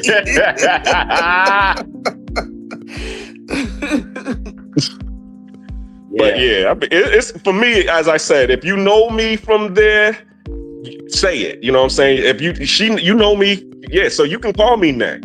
Mm-hmm. And that lets me know how you know me. You know what I'm saying? I'm not ashamed of my name. It just lets me know when if somebody's yelling Nay, you know, from across the street, I'm like, okay, that's family. Who the hell is that? Now, if I turn around and it's, you know, some streetwalker, I'm gonna be like, yo, hold on. Yeah. Nah, she ain't did talking that. to me. She ain't talking to me. She don't know. I don't know that chick. That's Right. all I'm saying. If you say black cleaner, I'm like, okay, that's one of the YouTube people that follow me. Okay. Right. So it's the same thing with Black Kool Queen. Keem. Right. Cool King, the coolest. Okay. Cooler than the other side of the pillow. Cooler. Cooler than Yeah. cool. I'm glad I saw your picture on Facebook. Posted your Oh, I know picture. what I'm you're like, talking there's goes my fly brother right there. You got right. You gotta cam up next time so I can see that big beautiful face. Baby, you know I have a scarf on. I'm not prepared. I was so listen, when I'm on vacation, I'm intentional about getting my rest. So I took me an afternoon nap and led into, the night. So I'm up now, but yeah, I'm not camera ready though. Next time I'll be camera ready. Okay. It's good. It's all good. Let me get to some of these comments. So we got, expat comments. living Uh-oh. overseas. You got comment. He says, your parents were imperfect just like you. Forgive them for their mistakes they made.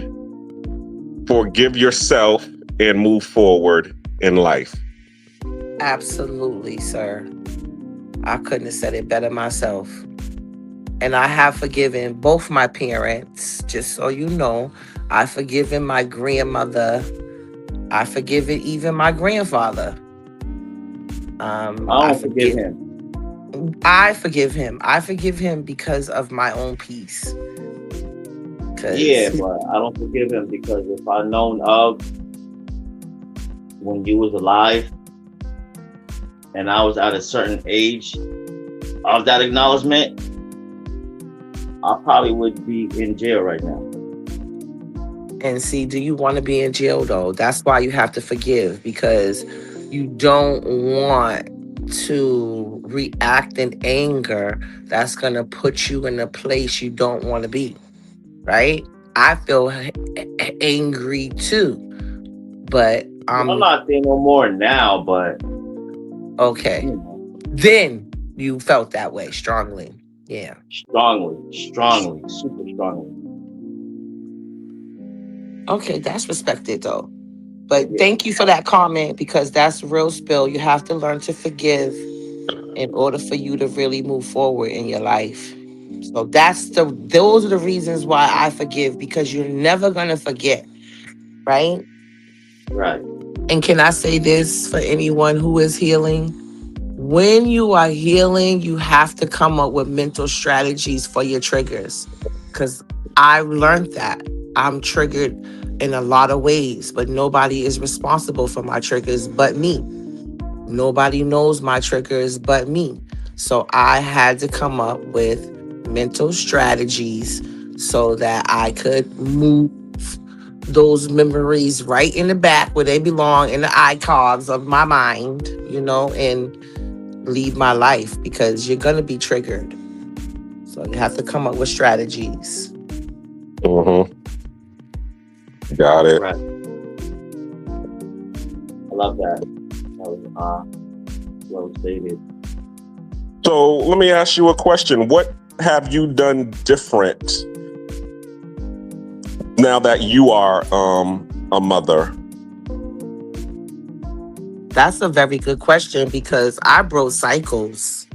That's what I did differently. I broke cycles.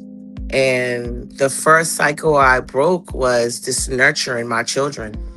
Mm-hmm. Making sure that I give my children a toolbox. Now, mind you, I have 3 biological children, and then I have 4 bonus children. So I'm leading 7 souls, right? So nurturing them is how I broke the cycle. And still nurturing them in their adult life, that's another way I broke the cycle. That's being present. Exactly. For your adult children, because your adult children need you too. you know. So I hear my brother when he say, you know, I didn't have a mom. I don't even have one now, you know, because I feel the same way. You know, I miss my mom daily. I wish I could call her when I'm having a moment in life, you know, but I have to talk to her in the spiritual world, but I'll take that. I get Okay. guidance from her, you know. If you believe in that, then you know what I'm talking about. Yes. Now, you was able to connect with your mother during your adult life a lot more than Keem and your other brother. So how was that relationship? Because I remember we've talked about this, you know, where she was actually using your house as her crash spot where she would go to work because she Yeah, worked in the exactly. city. So how did Exactly. you in relationship? How did you all rebuild, or were you all Well, able to rebuild? I got a chance to know her. I Mm-hmm. learned her as a woman, you know, woman to woman. We were just learning about ourselves, about each other, excuse me. Um, that was big for me. I grew a lot during that time. So I'm grateful that I was able to even have her there and be able to talk to her. But what I did learn at the very beginning of that time, she wasn't opening up. She didn't express as much as I would have liked her to do. She kind of did that towards the end of her life here on the planet. Like right after her mom passed away, is when she really started expressing her childhood, what she'd been through with her stepfather, her child that she had to give up. She started opening up and talking about all of that. So I really appreciated that because I was getting to know her. Like my Mm-hmm. children know my story. I didn't keep nothing from them. I told them my story so they can know who I am, you know, where I'm coming from and why I parent the way that I parent. So learning her story, I was excited about that. Definitely. It was sad, but it was something that I needed to know, you know, Mm-hmm. because I like to know why things happened, you know? That's the kind of mind that I know I have. Like, tell me from the beginning to the end. So I was grateful to learn from her, learn her story. And I was happy to see how she would parent me by her parenting my children. Nice. Yeah. My Yes. son, yeah, my sons, they got the best of our mom. The grandchildren did. Well, Yeah. some of Funny. my, go Funny ahead. story. Your mom's was staying at my house. You know, while she was a couple of times, right? And I'm, you Mm-hmm. know, she took my room. I'm just gonna come out and say it. You know, because you know how it was at the house where we had a 3-bedroom, and since I was the youngest, everybody would all the family would always come over and be like, "Y'all got that extra room in the back? Y'all mind if I crash in that extra room?" So we don't have all the family come over and crash at our house, and your mom was one of them. You know, Uncle Jerry was another one.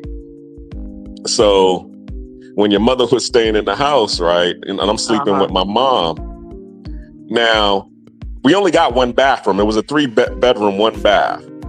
So I believe Uncle Jerry took a shower or somebody took a shower, right? I was old enough to clean the bathtub, and I wanted to take a bath because I wanted to go outside because my mother was like, "Yo, you can't go outside until you take a bath." So I'm like, "Yo, I'm trying to get outside so I can go, play with my friends." So as soon as whoever got out of the bath, I took my little self in there. I think I was like 4 years old or whatever, 5 years old, and proceeded to clean the bath out. Now, nobody saw me clean the bath. So by the time your mother, I'm in the bath. I done ran my own bath water. Now I'm sitting in the bath water chilling. Your mother comes up in there, looks at me. Probably thought either one, the bath wasn't cleaned good enough, Because of course I'm only 5 years old thinking I'm cleaning. So she probably still saw a ring that I didn't see or whatever. But that's regardless of the point. She turned around and silently went in my mom's room and said, "You know, your son's in there taking a bath in a dirty bathtub, right?" Yeah.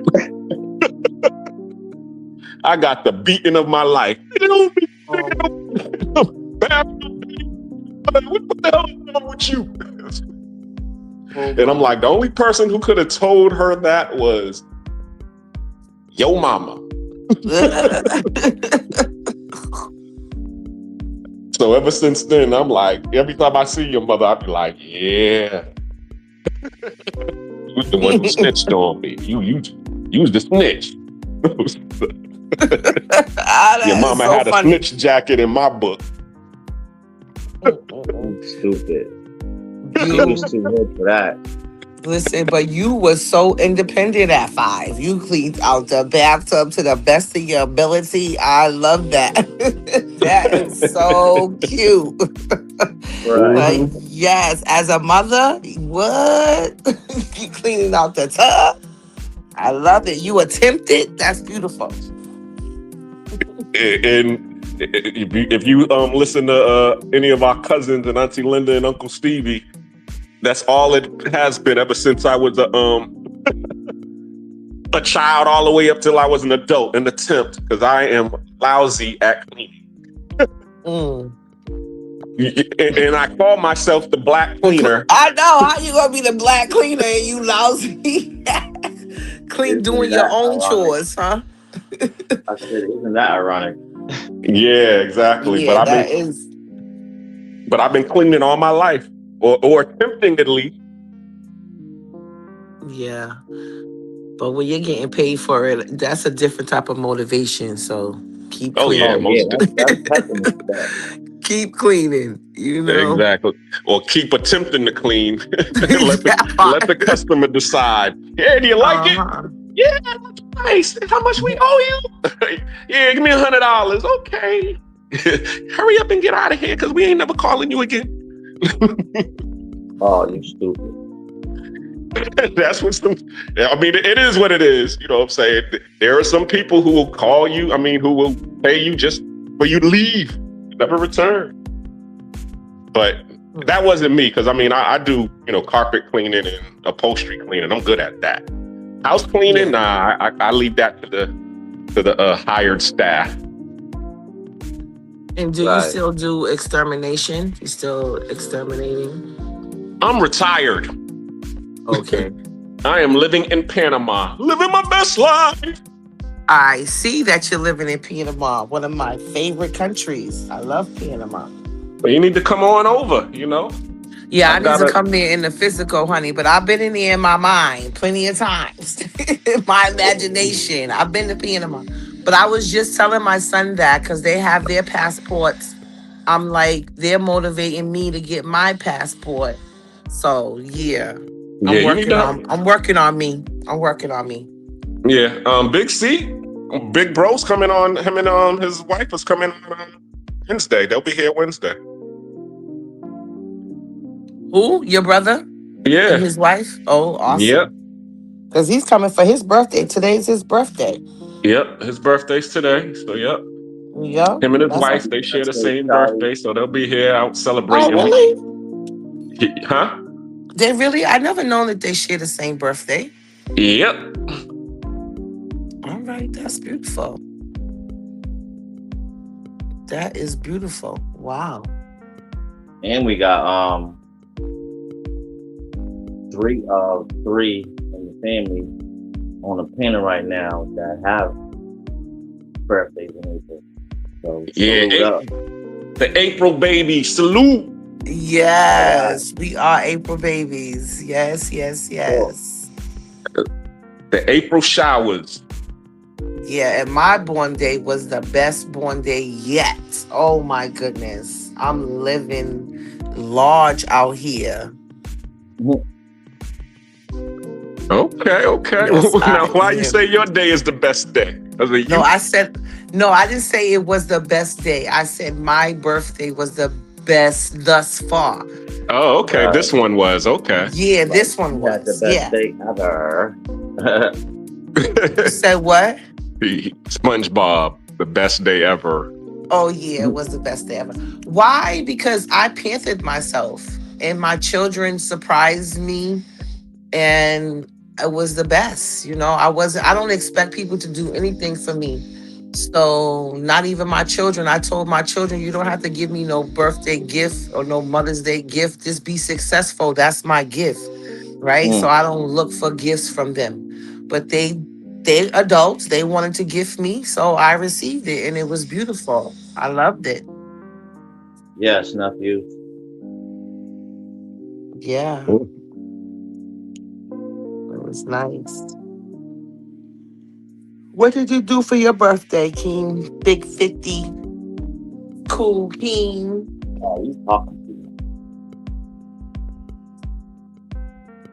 I don't supposed to be talking on here. I thought that's what this program was all about. What should we be talking about then? Nah, you should be talking, but because we family, you just revealing too much shit. Oh, I thought that's the just- world we don't said it was a know safe that. space. I'm just playing. Yeah. The world I don't reached know out, that so, you just entered the 50 club. Well, they learned it I today. just entered the 50 club. They learned it today. Oops, I'm sorry. I'm sorry. Right. I'm okay with it though, because I was just speaking on that, reaching that age. I know a lot of people that didn't make it past 18. Mm-hmm. You know, so for me to still be here and able to talk about it on Nate's Real Talk every Monday at 8 o'clock, I'm loving it. Ashe. You Yeah. heard? Yeah. So, was there anything else you wanted to get off your chest? Because it's been itching at you for 2 weeks, bruh.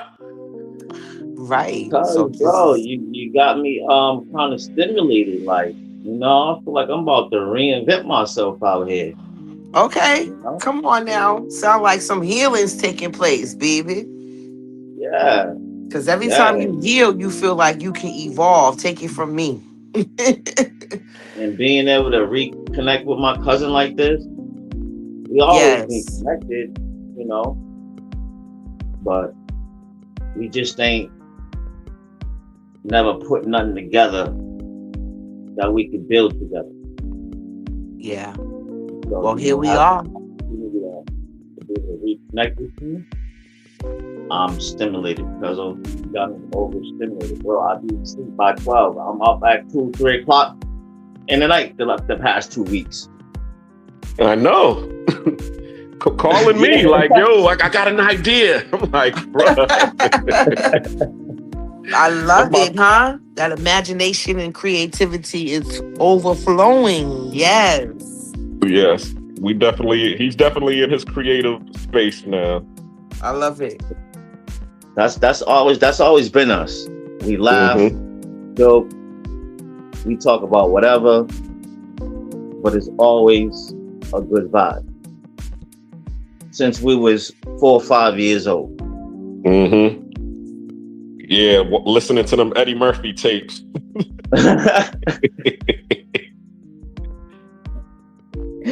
You stupid, and I already know what you're in reference to right now too. I seen it.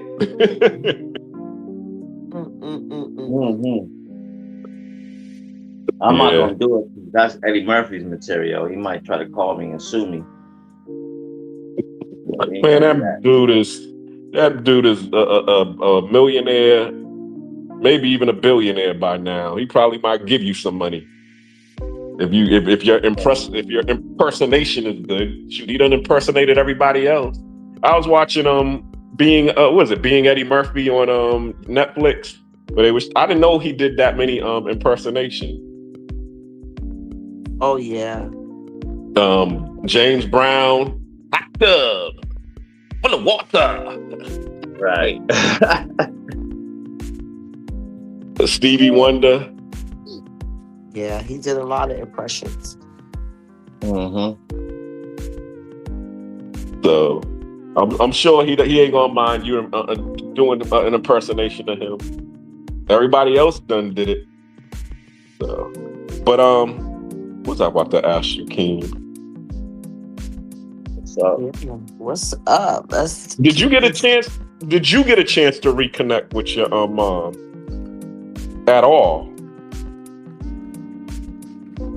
not the way I would have liked to, but I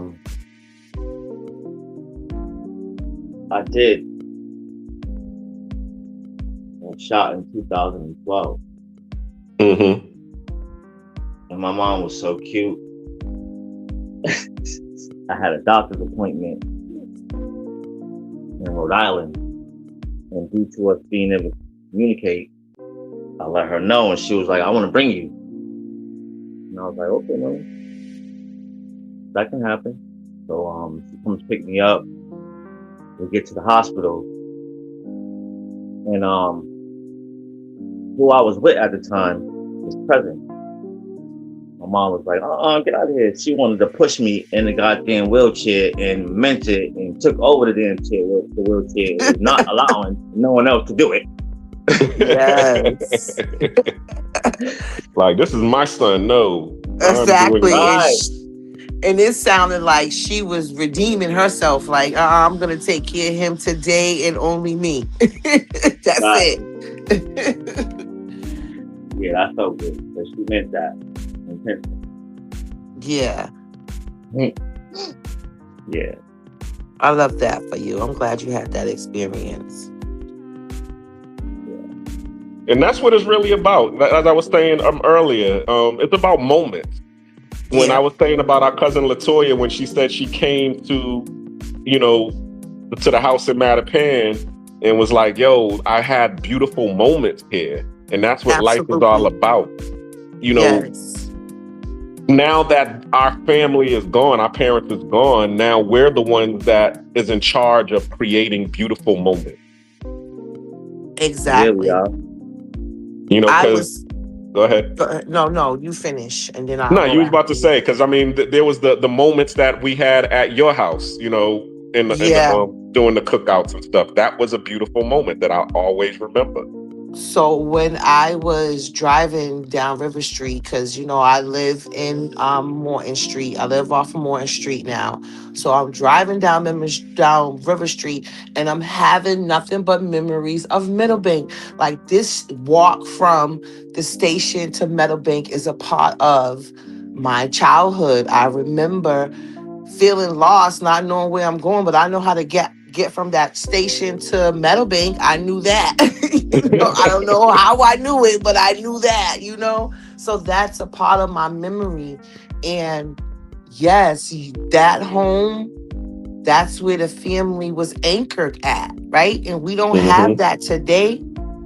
But I'm glad that now you have memories of coming to my house in Southie at cookouts, because I am on that path of creating those moments for us, So moving forward, I'm going to be having cookouts here. And I know you all the way in Panama, but I'm going to be seeing you in Panama.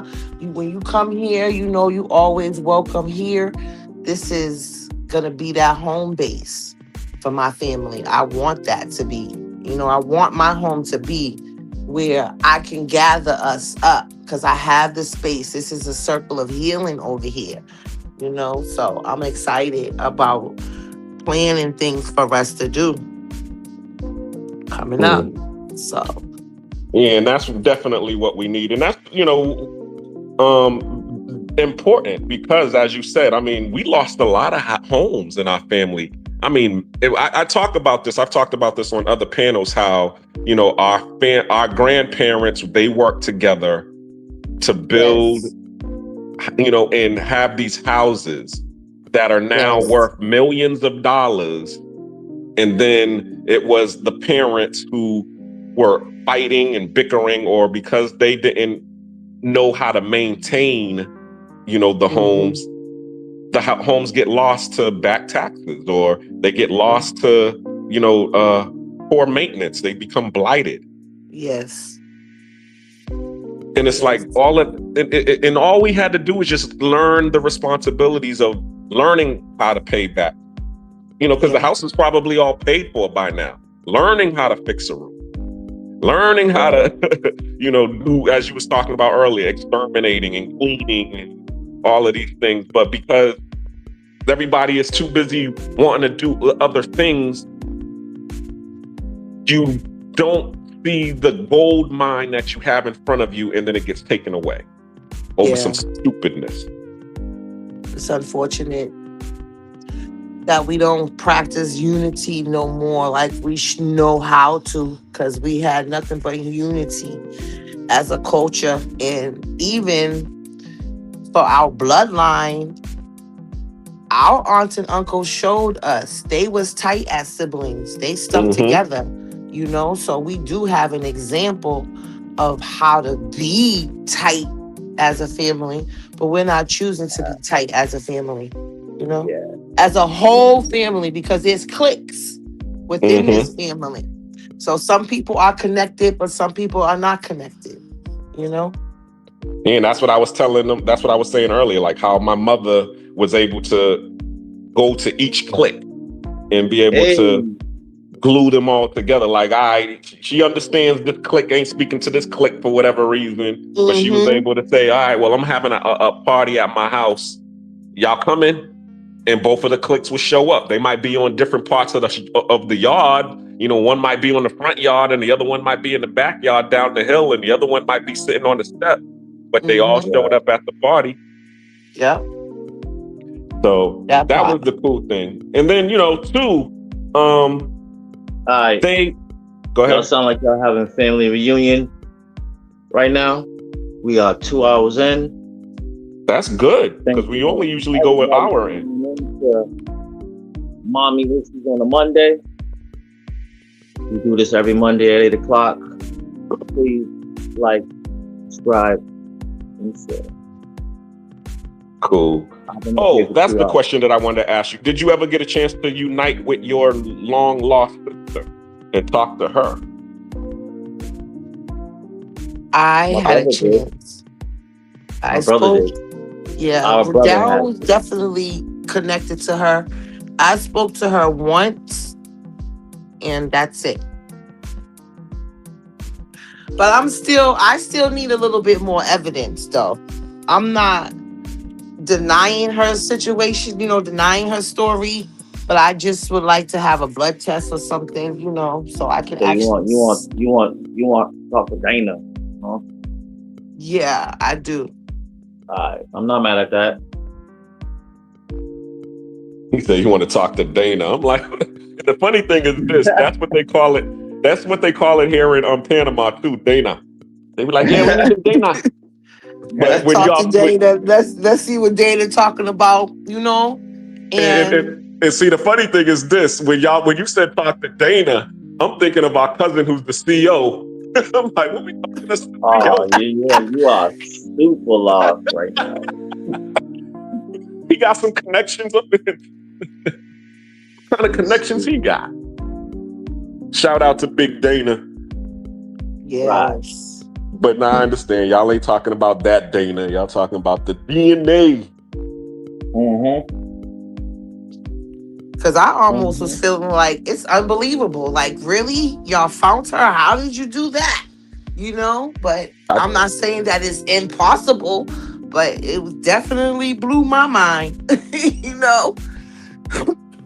Well, I think she found you all. And I mean, I'm a person who's a genealogist, because I've done, you know, I was on Ancestry early, you know what I'm saying? So and it was funny too, because when I started, you know, researching our family history, and I remember one time, you know, I'm having a conversation with Auntie Nettie, and, you know, Auntie Nettie is over here, you know, like you all, like, I don't believe none of that stuff that you talking about, because it wasn't information that she's heard before. But I'm looking at census records and, you know, birth certificates and stuff like that, because those things are public records. So when you go on Ancestry, they are, you know, they're able to connect the dots for you, right? Yes. So of course, you know, here's Auntie Nettie, who's this darn skeptic, right? I don't believe none of that you say, right? So then I find Auntie Nettie's marriage certificate. And her okay. marriage certificate was in Florida. Wow. So she's like, where'd you get that information from? Huh? And I'm like, the same place I got the other information from. They don't need to be putting all that information out on people, man. That information's supposed to be private.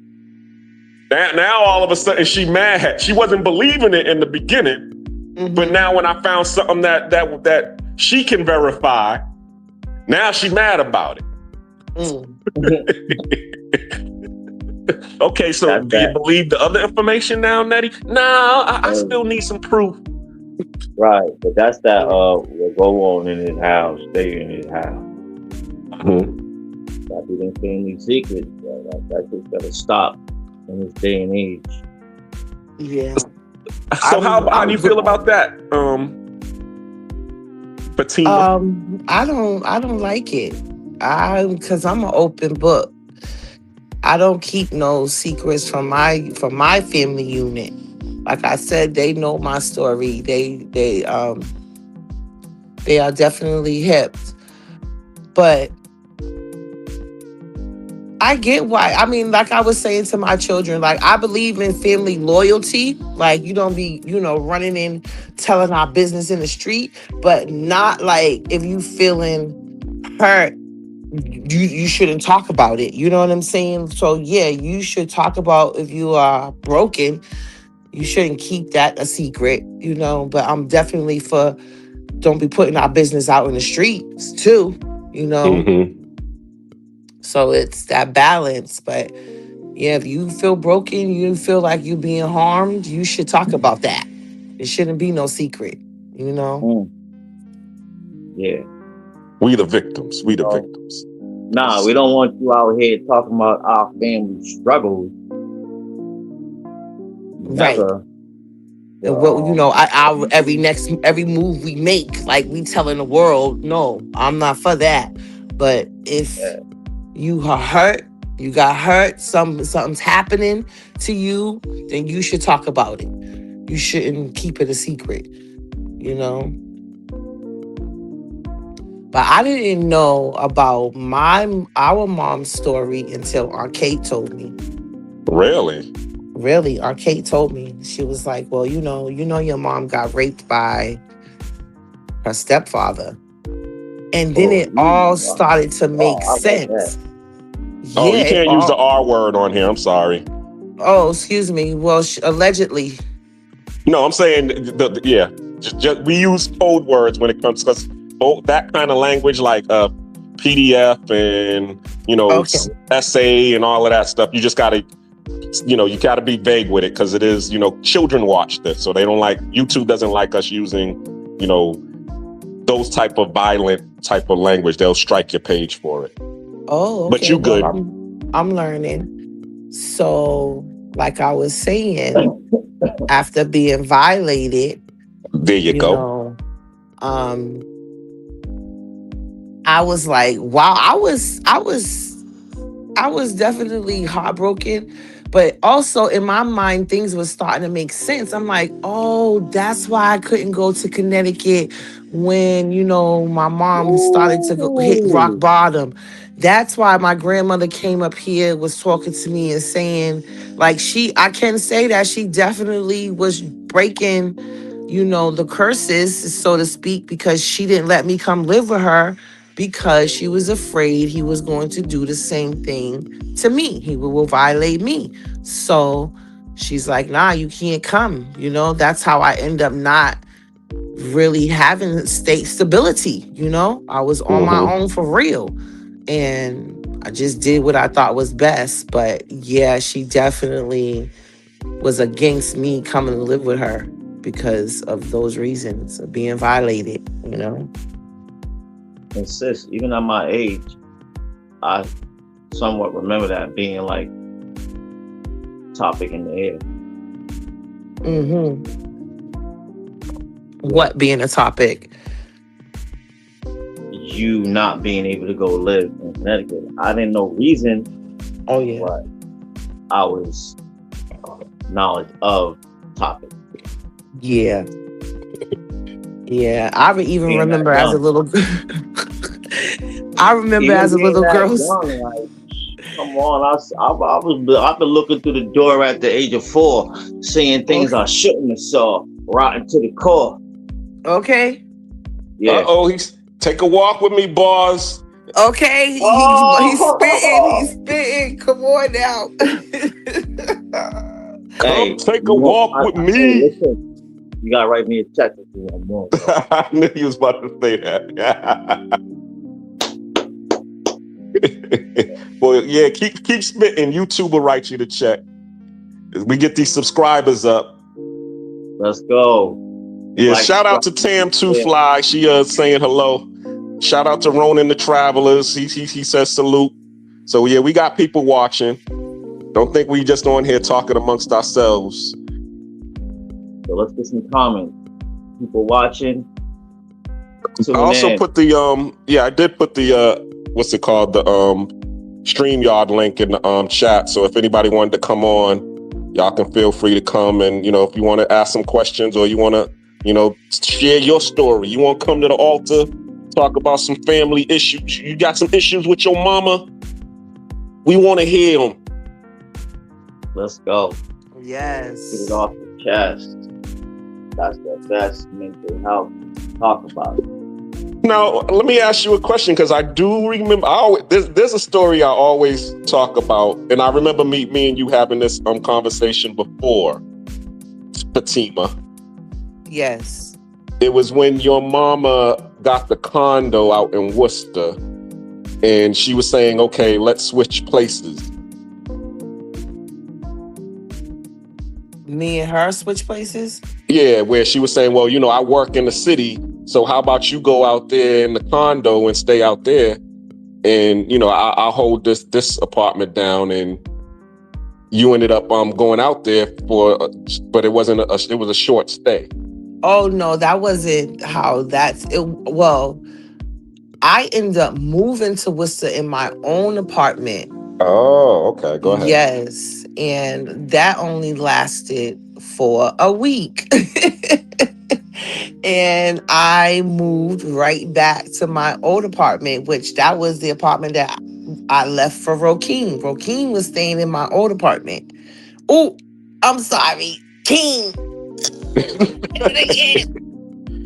I'm learning. I'm learning. But anyway, yeah, so that's how that went. But no, I never lived in Rutland. No, I lived in Worcester. Yeah. Gotcha. Yeah. How different do you think your life would have been if you would have just stayed at that apartment versus going back to your to my comfort zone? Something, Nate, that's a good question. And when I think about the reasons why I left, I wasn't going to be independent. I felt like I had to depend on other people to move around. Like I wasn't driving my own car then, so I was on public transportation. Mm-hmm. And I'm like, this public transportation doesn't run like Boston. I can't do this and can't do that. So I didn't even have the mindset to try to make it happen out there at that time. I knew that I wanted to be closer to my mom. So that was like the reason why. And I think I was more influenced by her because she wanted me to be close to her, but I didn't feel independent and I didn't like that. So that was another reason why I decided. And then it felt like it wasn't better because every Monday the neighbor was like, oh, they shoot out here every Monday. I'm like, what you talking about? They got a designated day for violence. Are you kidding me? Yeah, mommy issues Monday. For real. I'm out of here. They got mommy issues, so they start shooting. On Monday. I had my own apartment. I had my own apartment for a week. For real. Yo. Oh man. That was so crazy, but that was a crazy experience because I didn't care that I had paid rent. I didn't care that I just ordered a truck. Like, I don't know where I got this money from, but baby, I know that was one day that my dad was there for me. He got that truck and he came to get me. I said, I'm ready to come home, and he came and got me. So I appreciate him for that. So you that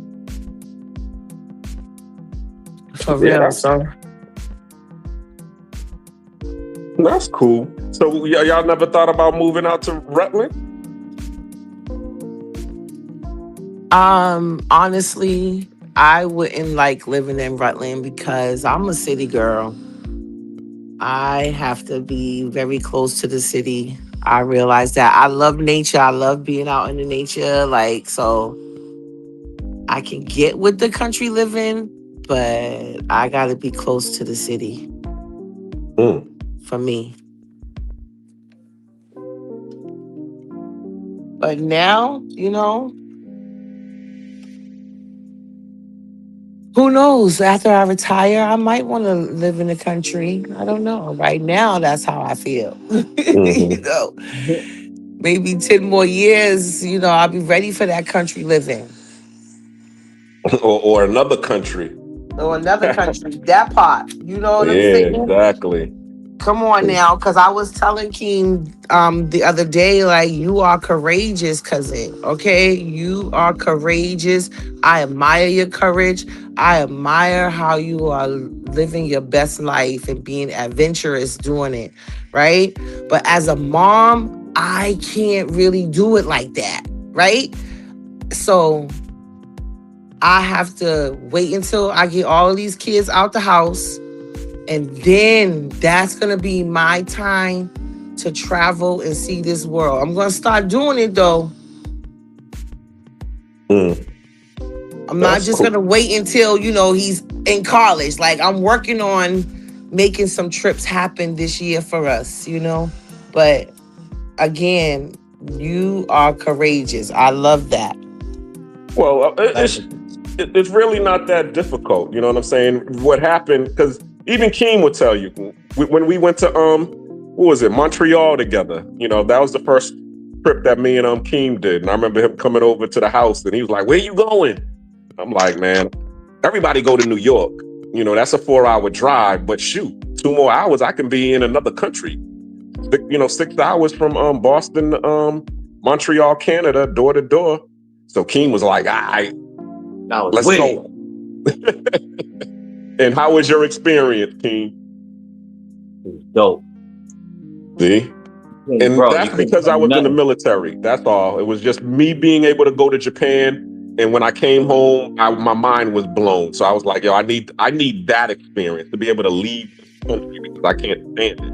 But Keem, go ahead, explain Montreal. It was dope for me. Yeah, you couldn't tell me nothing. I was in a whole nother country, and it was only 6 hours away. Okay, mind blown. Yeah, and it was kind of smooth out there. I don't want to get into my whole experience, because my experience out there was, I'm in Montreal. I'm sitting across the street from my hotel at this bus stop, and I'm putting something in the air. So I was in my glory just being able to do that. Okay, in another country. That's what I'm talking about. Sitting across from my hotel, and I'm doing what I do. And ain't nobody bothering you. Ain't nobody bothering me because it's okay out there.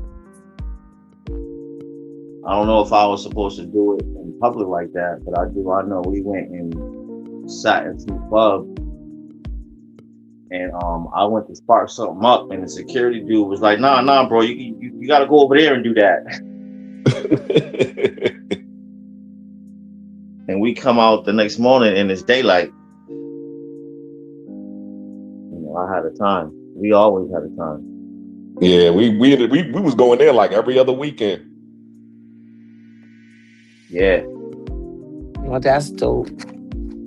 So yeah, we had some travel experiences, and I definitely want to be able to, include all my family in traveling, because it does something to your brain when you actually leave America and step on foreign soil, because we've been in America for so long that we're indoctrinated into the life. You know what I'm saying? So when you actually step on foreign soil, a switch flips on. Like, hold up. They're not doing the same thing that they're doing over here. And I was actually able to go over there and do that. It's like, you know what I'm saying? You go into your friend's house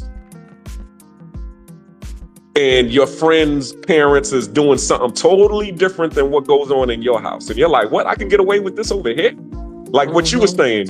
You were saying, like, when you was at Auntie Hattie's house and you was at Auntie Marionette's house, you was like, yo, I'm going back to the point. Yeah. Because I don't like it over here. Because I couldn't do what I wanted to do. I had structure. I didn't know what structure was because I was always running the streets. So there was no structure. And doing what you want to do. Exactly. When you want to do it. So, Cuzzo. Yo. In that first panel, when I say I was off the porch early, I was off the porch early, bro. Because I had nights where I was outside at 4 or 5 years old, going in the house at 2 o'clock in the morning. That type of scenario of being off the porch. Oh, you like that Dave Chappelle skit where he was talking about the baby? Dog, we was doing what we wanted to do way too fucking early and seeing too much shit we didn't need to see way too exactly. early. And being, how can I say this? We were doing way too much. We were seeing way too much. And we were access to way too much. People had access, especially to a little girl. That's why I'm overprotective about my children and all the children, right? Because little girls are not protected and little boys are not protected either, right? But I'm talking about my experience and not feeling protected, not being protected, and being prey for boys and men, you know? Yes.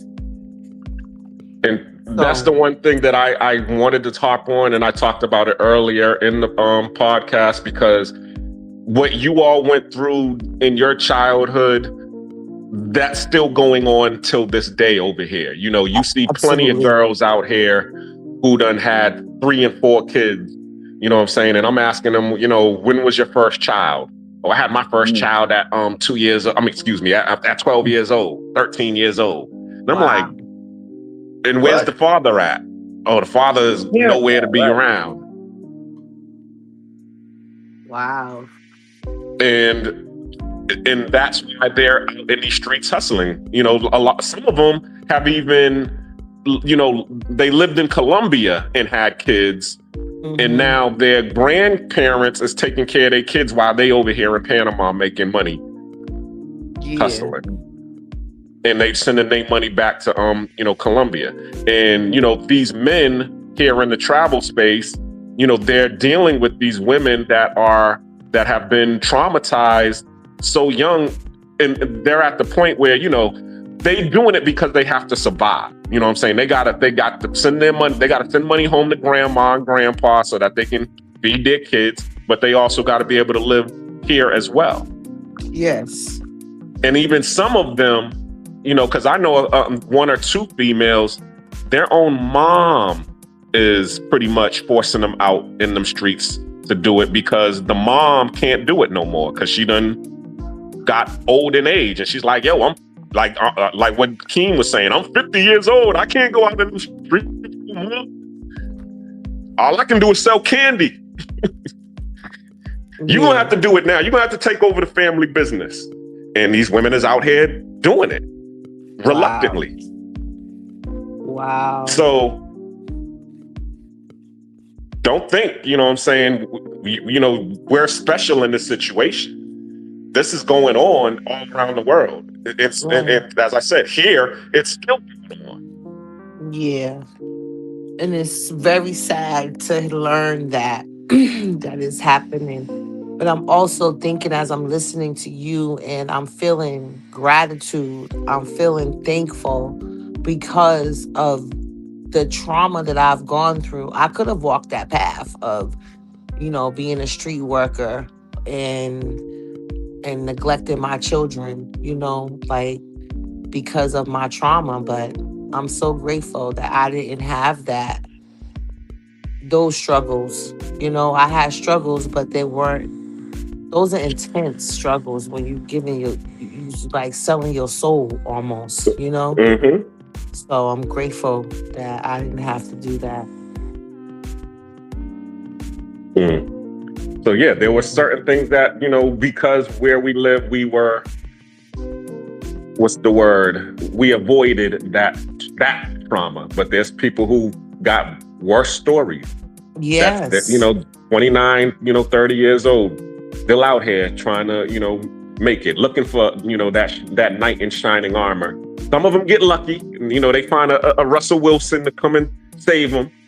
But the rest, I'm just being real, because as I said, I was talking about it earlier. One of my friends, she's living in the States now. She done found her little Russell Wilson, and she's like, I'm living a happy life. All I got to do is just give him one more child, give him a child, and I'm done.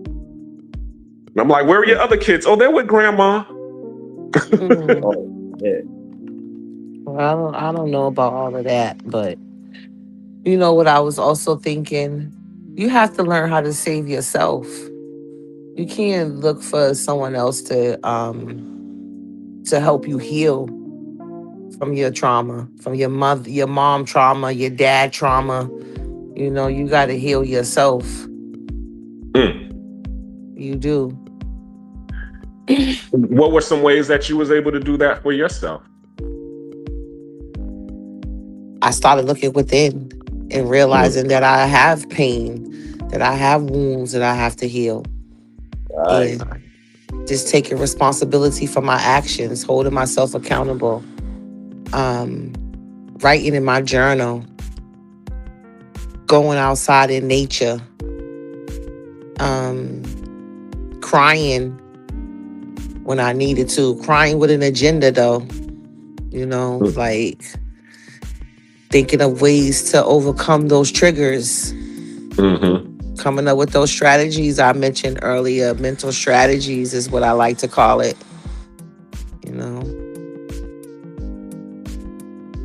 So those are some of the things that I do, that I did in the beginning, and I still do to this day. Because now I'm healing new wounds. You always got to be healing some wounds out here. Life is lifing. Yeah, you got to figure it out, You got to figure it out. I'm glad I figured it out. A lot of us haven't figured it out, I know I have purpose. So, and I hope that other people can find their purpose so they can start living their best life. And I'm happy that you came on the panel because see, this is the type of conversations I've been wanting to have, where you're actually talking to actual real people who are going on these journeys, because that's all it is. It's not, we're not talking to a specialist. They got a BS degree in psychology, and they're giving you some textbook information. We talking about people who are living it, boots on the ground. Yes, so it is, exactly. And giving you, real life examples, because that's how I've always lived my life. I live my life based on the people who are actually doing it. I don't want to hear textbook stuff is good, but that is theory. You want to see stuff that's actual practical. And, you saying, okay, well, these are the things that I was able to do to help me, heal my mental health. Because, as we know, like, as you said, life be lifing. and mental health is real, Yes. and these are some of the solutions. Yes. People is going to respect your answer because they're like, okay, well, this is what she's doing. You know, because everybody else is always saying, you need to go to therapy. So I just need to go pay some white person, you know, or whoever to go listen to my problems and tell me what I need to do and then give me a bill for $300. Right. And then go to someone who really can't relate to you. Thank If they you. don't look like you, baby, they can't relate to you. I don't care what they say. Okay? Cousin, You what don't was the know saying my you said about, experience, honey. Cousin, what was the saying you said about bringing a girl home to your mama? If she can't use your comb, don't bring her home. Word.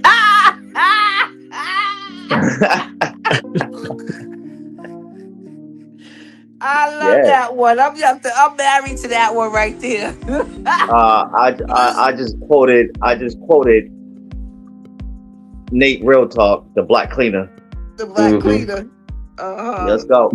But that's an old school saying. I'm not taking no what's it called? I can't brag on that one. I got that from the baby boomers in the silent generation. I just brought it back dug to it out life. dug it out from the crate. That's it. Right. But that's a good one to dig up, baby. Mm-hmm. And I use it all the time, you know, even over here in Panama. Hey, I know I might be sounding racial, but I love my black women. You know, even if they speak Spanish, I still love them. I'm messing with you. I love Lucy. I know that's right. Somebody's phone is ringing. Who's being called right now? Yeah, let me put it on D&D. I'm getting telemarketers at this time of night. Right, that's weird. Like, you niggas don't sleep? Scam likely. They got scam likely in Panama. But that quote is making me think about what I just told my unit, my adult children. Like, make sure when you bring them home, I could relate to them and that you're serious about them. Don't be bringing home these girls and these boys that you're not serious about. I don't want to just be meeting anybody. I want to meet someone that you're interested in and you want to, get to know. So if they can't use my comb, baby, don't bring them home.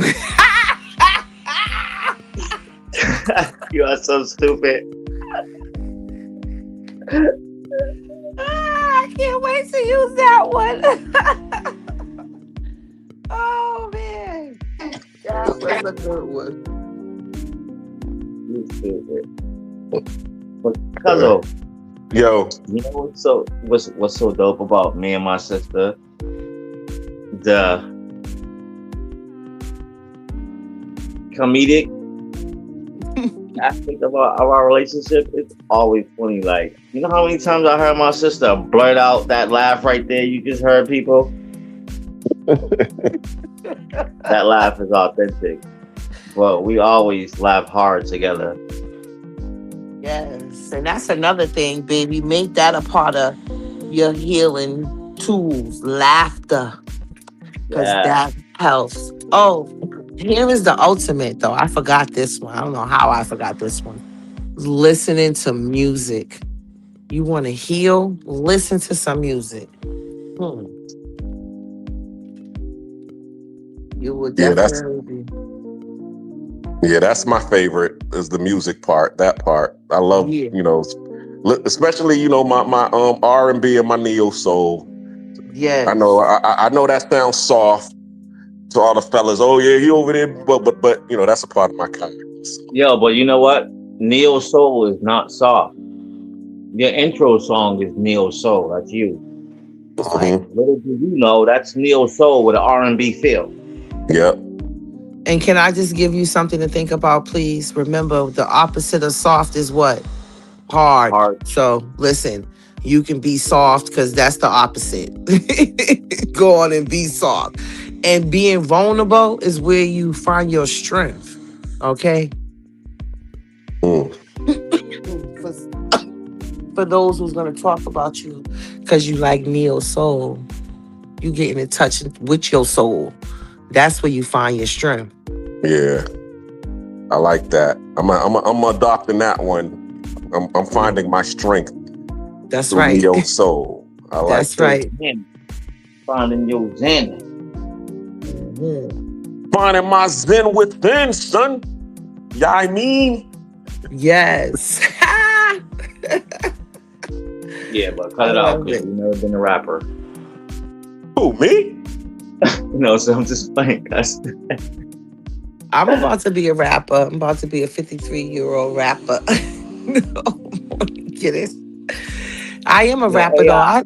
I spit a lot of bars. Uh-oh. It's in the Yes. family. And I don't talk about with no background music when I be telling people to pick these Jews up. Cause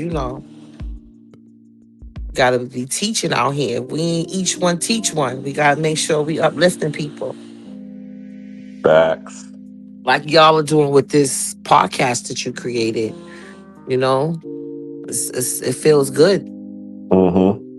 Yeah, I definitely. I'm loving it. As I said, this is the love space, the love side of the travel space. There's many sides to this travel space, so I'm on the love side of it. Love and building.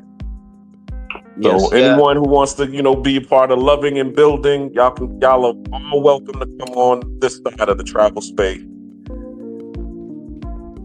everybody is welcome. Please like, Mhm. share, subscribe. Yep. That order. Yeah. Well, we done been going on for you said? What time is it now? Bro, we at 2 hours and 36 minutes today, cousin. Okay, Wow. cool. Do they give you a time limit or you could just go as long as you want? You can go as long as you want. I mean, my peeps done been on here for 12 hours, just, chopping it up. Because what happens is, I can have up to like 9 or 10 people on the panel. Because I Yes. did pay for the the advanced StreamYard. So sometimes, people will come in, chime in, leave. Other new people will come in, chime in and leave, so you'll be on here for a long time. Oh, okay. It's like a Zoom chat kind of situation. But it's actually everybody can sit and watch it at the same time. So you can either participate or you could, just be a spectator. Okay. So the plug next week, like, share, and subscribe. Topic of conversation next week will be failed relationships. Please tune in next Monday at 8 o'clock. Yeah, we definitely gonna peel back the layers on failed relationships, but we're gonna come at it from a different angle. We gonna talk. We know that you can always place the blame on the other person, but what did you do? We don't want to hear about what she did or what he did. We want to hear about what you did. Yeah. Come to the altar with that. That part. And then we can stop blaming her once we hear what you did. Yeah. Because a lot of times, to every story. Yeah, exactly. There's 3 sides. Your part, my part, and the truth. The truth. Exactly. And she can take responsibility too. Yeah. It's not only do men, practice cheating, women practice cheating too. And they good at it. Yeah. So that's gonna be a great topic. Please tune in to Nate Real Talk. The Black Cleaner presents Real Talk with Nate. Okay. Real Talk with Nate. Well, I appreciate you all having you all on the panel. Do y'all have any final words before I close out? Cuzzo. What's up? I love you with all of it, yo. One love, much love to you too, fam. And I would say, go ahead. I want to say manifest. Okay. That's it. That's all.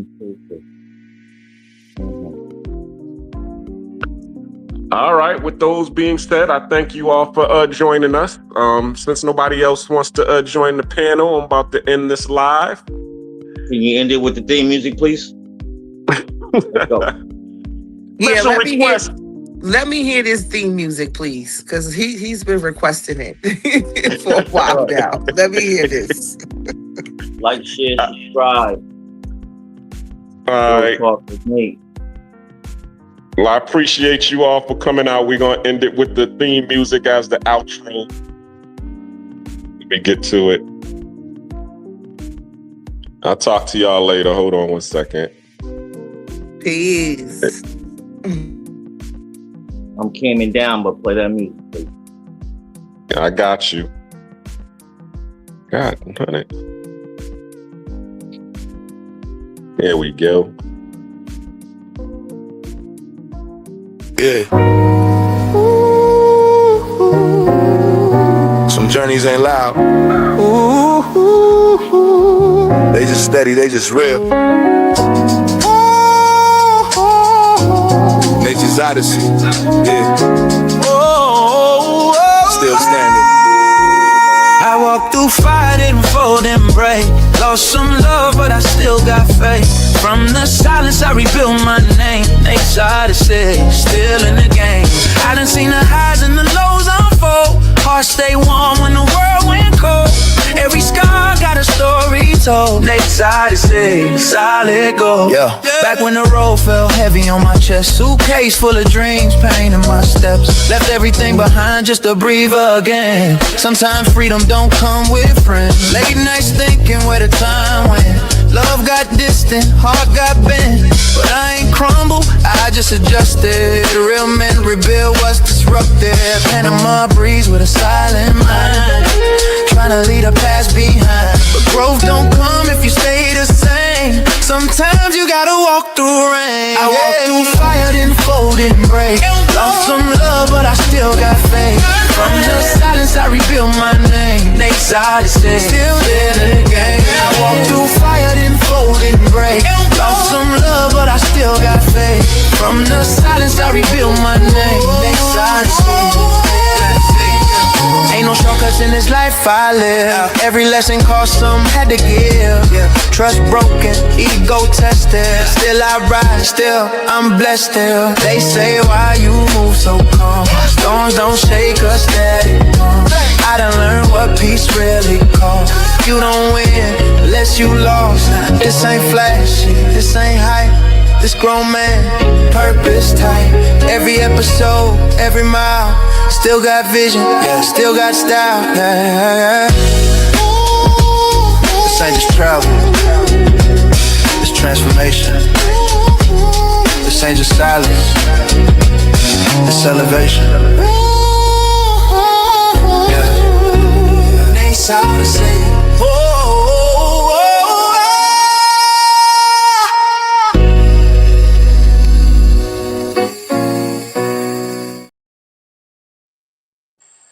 That was dope. I see why you like that. Let's go. Nate's Odyssey. Real talk with Nate. Yes. Every Monday at 8 o'clock. Like, share, subscribe.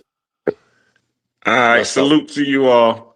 All right. Shout out to Travel POV once again for creating that intro. I really appreciate it. Thanks to you all for the inspiration to keep this thing going. We're gonna grow and move and do some bigger things. All right, we out. Peace. Peace. The session is ended.